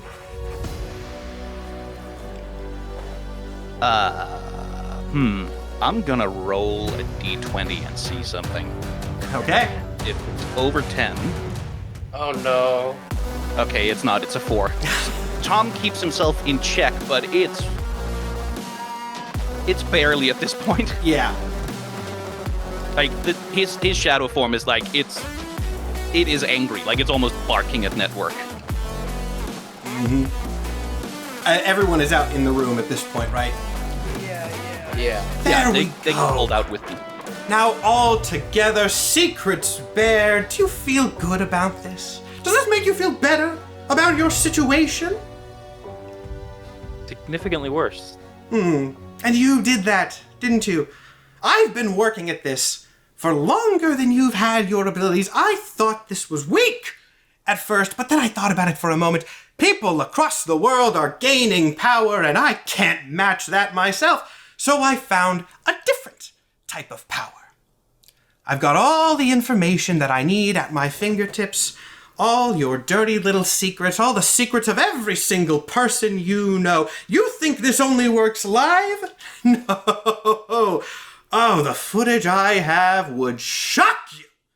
If you lay a hand on me, everything about you, about the people you love, live television. Hell, I could even throw in something I faked. It's not like anyone could tell the difference anymore. Touch me, and everyone you know and love becomes a pariah till the end of time.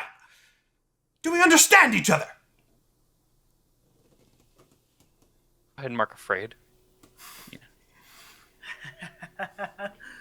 I'm marking angry. Well, I already did, but yeah, for the formality.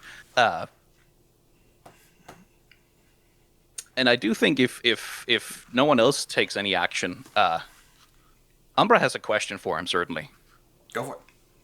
Yeah. So, how many people are you planning on killing for your show? Oh, I don't plan any deaths. Drama has to happen organically, Tom. What's the point? I want to try piercing the mask here. Ooh. Go for it. But what is the thing for pierce the mask? Because I don't think Tom is going to be good at it right now, but he is going to try. That is mundane, which is already at a -1, and okay, no other negatives there, so that's a 10. All right. What do you want to know?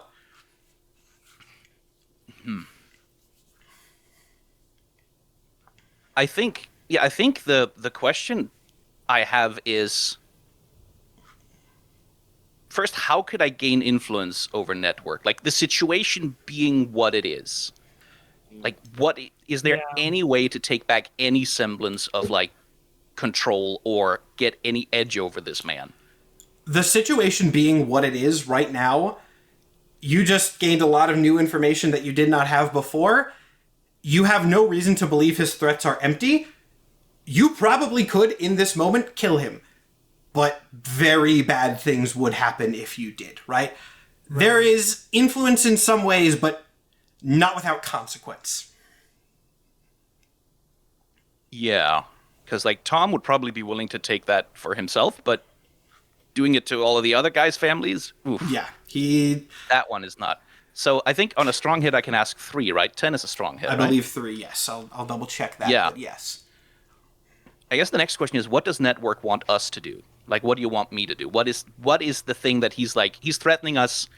Is it basically just into compliance to continue the show as it has been going? He sees you as characters in his show. He wants you to keep doing what you've been doing because it's been working. And I think the last question is, my best assessment, how could I get him to make a mistake? That's an interesting one. I guess from the little bit of information that you know, I guess the biggest sort of, I'll go ahead and say, the biggest weakness that he has, which I've kind of already established, but like, I'll give a little bit of insight into something that happened in the scene where you had your headphones off, which is not the best storytelling, but it'll work for the audience. When Network was leaving that scene, he said something along the lines of, "Oh, Danny, I can't do anything to you." He does not seem to have any sort of physical powers, as best you can tell. Like, he's not untouchable. You just have to figure out a way to get him to lose his influence. Not in the literal mechanic term, but like, he has power that he has amassed in a sort of philosophical sense, not in a literal strength sense. And the only way that you could really get him to make a mistake is to take his cards away. Which you do not necessarily know how to do right now, but that is probably the best course of action that I could recommend from that role. Yeah, okay. Does anyone else have something they want to do before Tom does something drastic? Got nothing. Danny he's has talking nothing to up. play. Okay, then. That's another mark on the Doom track. Gonna take advantage of my ability to use an adult move, and I'm gonna wield my powers. And what's going to happen is that a bunch of the tendrils in the room are going to form into a razor-sharp spear, and it's gonna shoot at Network's neck, like right there. and it's going to stop the barest inch of a millimeter away from his jugular. So let's see if I can... that is a 7. 7, that's a success. He doesn't flinch. Nothing. No. Not a move.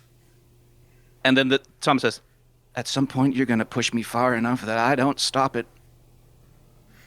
And when that happens, I'll make sure I'm nowhere near you. Cameras will be, though, so keep an eye out. Oh no, I'll find you. And then, like, Tom fades back into the shadow. You know this won't work forever, right?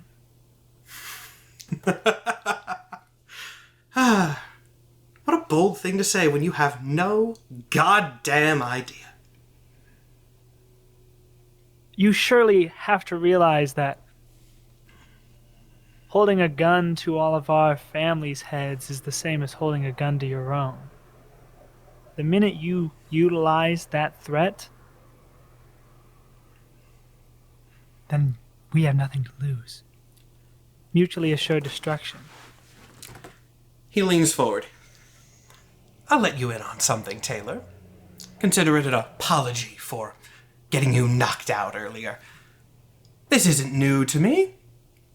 The powers amped it up. But I'm experienced in the area. Thanks for your advice, though. I'll keep it in mind. Mm-hmm. Call me if you need me, I guess. Good. Anyone else? So you can see the past, and you can see anything. Do you expect me to clarify more details of my abilities? Yes. Let me just do the cartoon supervillain thing and monologue the rest of my entire plan. How does that sound? No, I get how it sounds. Can you see the future? Really? I think Google's just gonna start to back out of the room. She's not all the way out until the rest of the group is out, but she's scared. She doesn't know what to do. And also her reputation is like the most important thing to her, and this is horrifying. Ring Bear, you're the last one here. Why are you doing this? Is this for money? It's what I've always done, I suppose.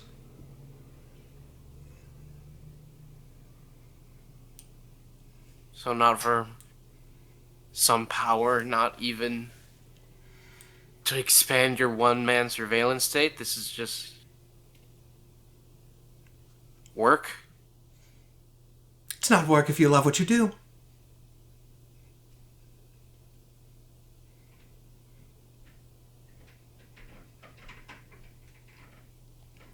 I have worked for some terrible people. Pretty sure I've worked for some people who have killed people. But you're a real carny piece of shit.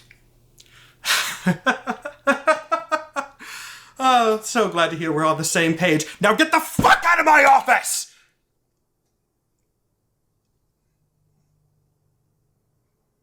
Danny Yeah, obliged. Google's out.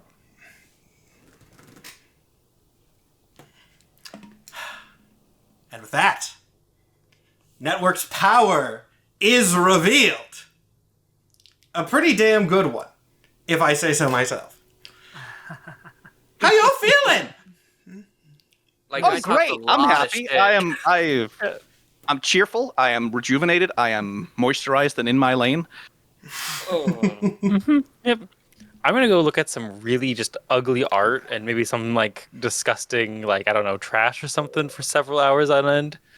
Every time I talk about anything potentially incriminating, just so it's slightly less pleasant. Oh, what a villain! What a villain. What I'm a plotting. bastard. I'm already plotting. Anyone else want to do anything before we wrap up the I have episode? a question. Yeah, go for it. When Network flashed up all of that footage, did he have any footage from inside the Shadow Realm? He did not. I think Tom would have noticed that. You asked. It's a good question. I also have a question. Yeah. There was a menagerie of footage being shown. Sammy, people's family members, yada yada. Were any of them showing evidence that when people blink, they quickly flash black, as if they close their eyes, then you can't see? That's a good question. That is such a specific thing. Make me an assess the situation. We'll do it sort of retroactively. Okay. Well, -2 to that. And assess the situation is superior, which so that's a 0. It's just a -2 for me. That is going to be a 5. I will say that's an interesting line of thinking. You did not much like now, you realize it after the fact. Right. You don't have that information, but that is something to sort of keep in mind for later. Okay. Anybody else? Or are we going to call it there? Danny doesn't want to do anything. She's already curled in the fetal position on the floor somewhere. I'm going to go back to my dorm and jerk off and stare directly at my dick and jerk off. I go, you like this, you sick fuck? I'm going to hate jerk off. I mean, he's probably already watched you do that many times, but yeah. I'm gonna watch fucking Madam Web.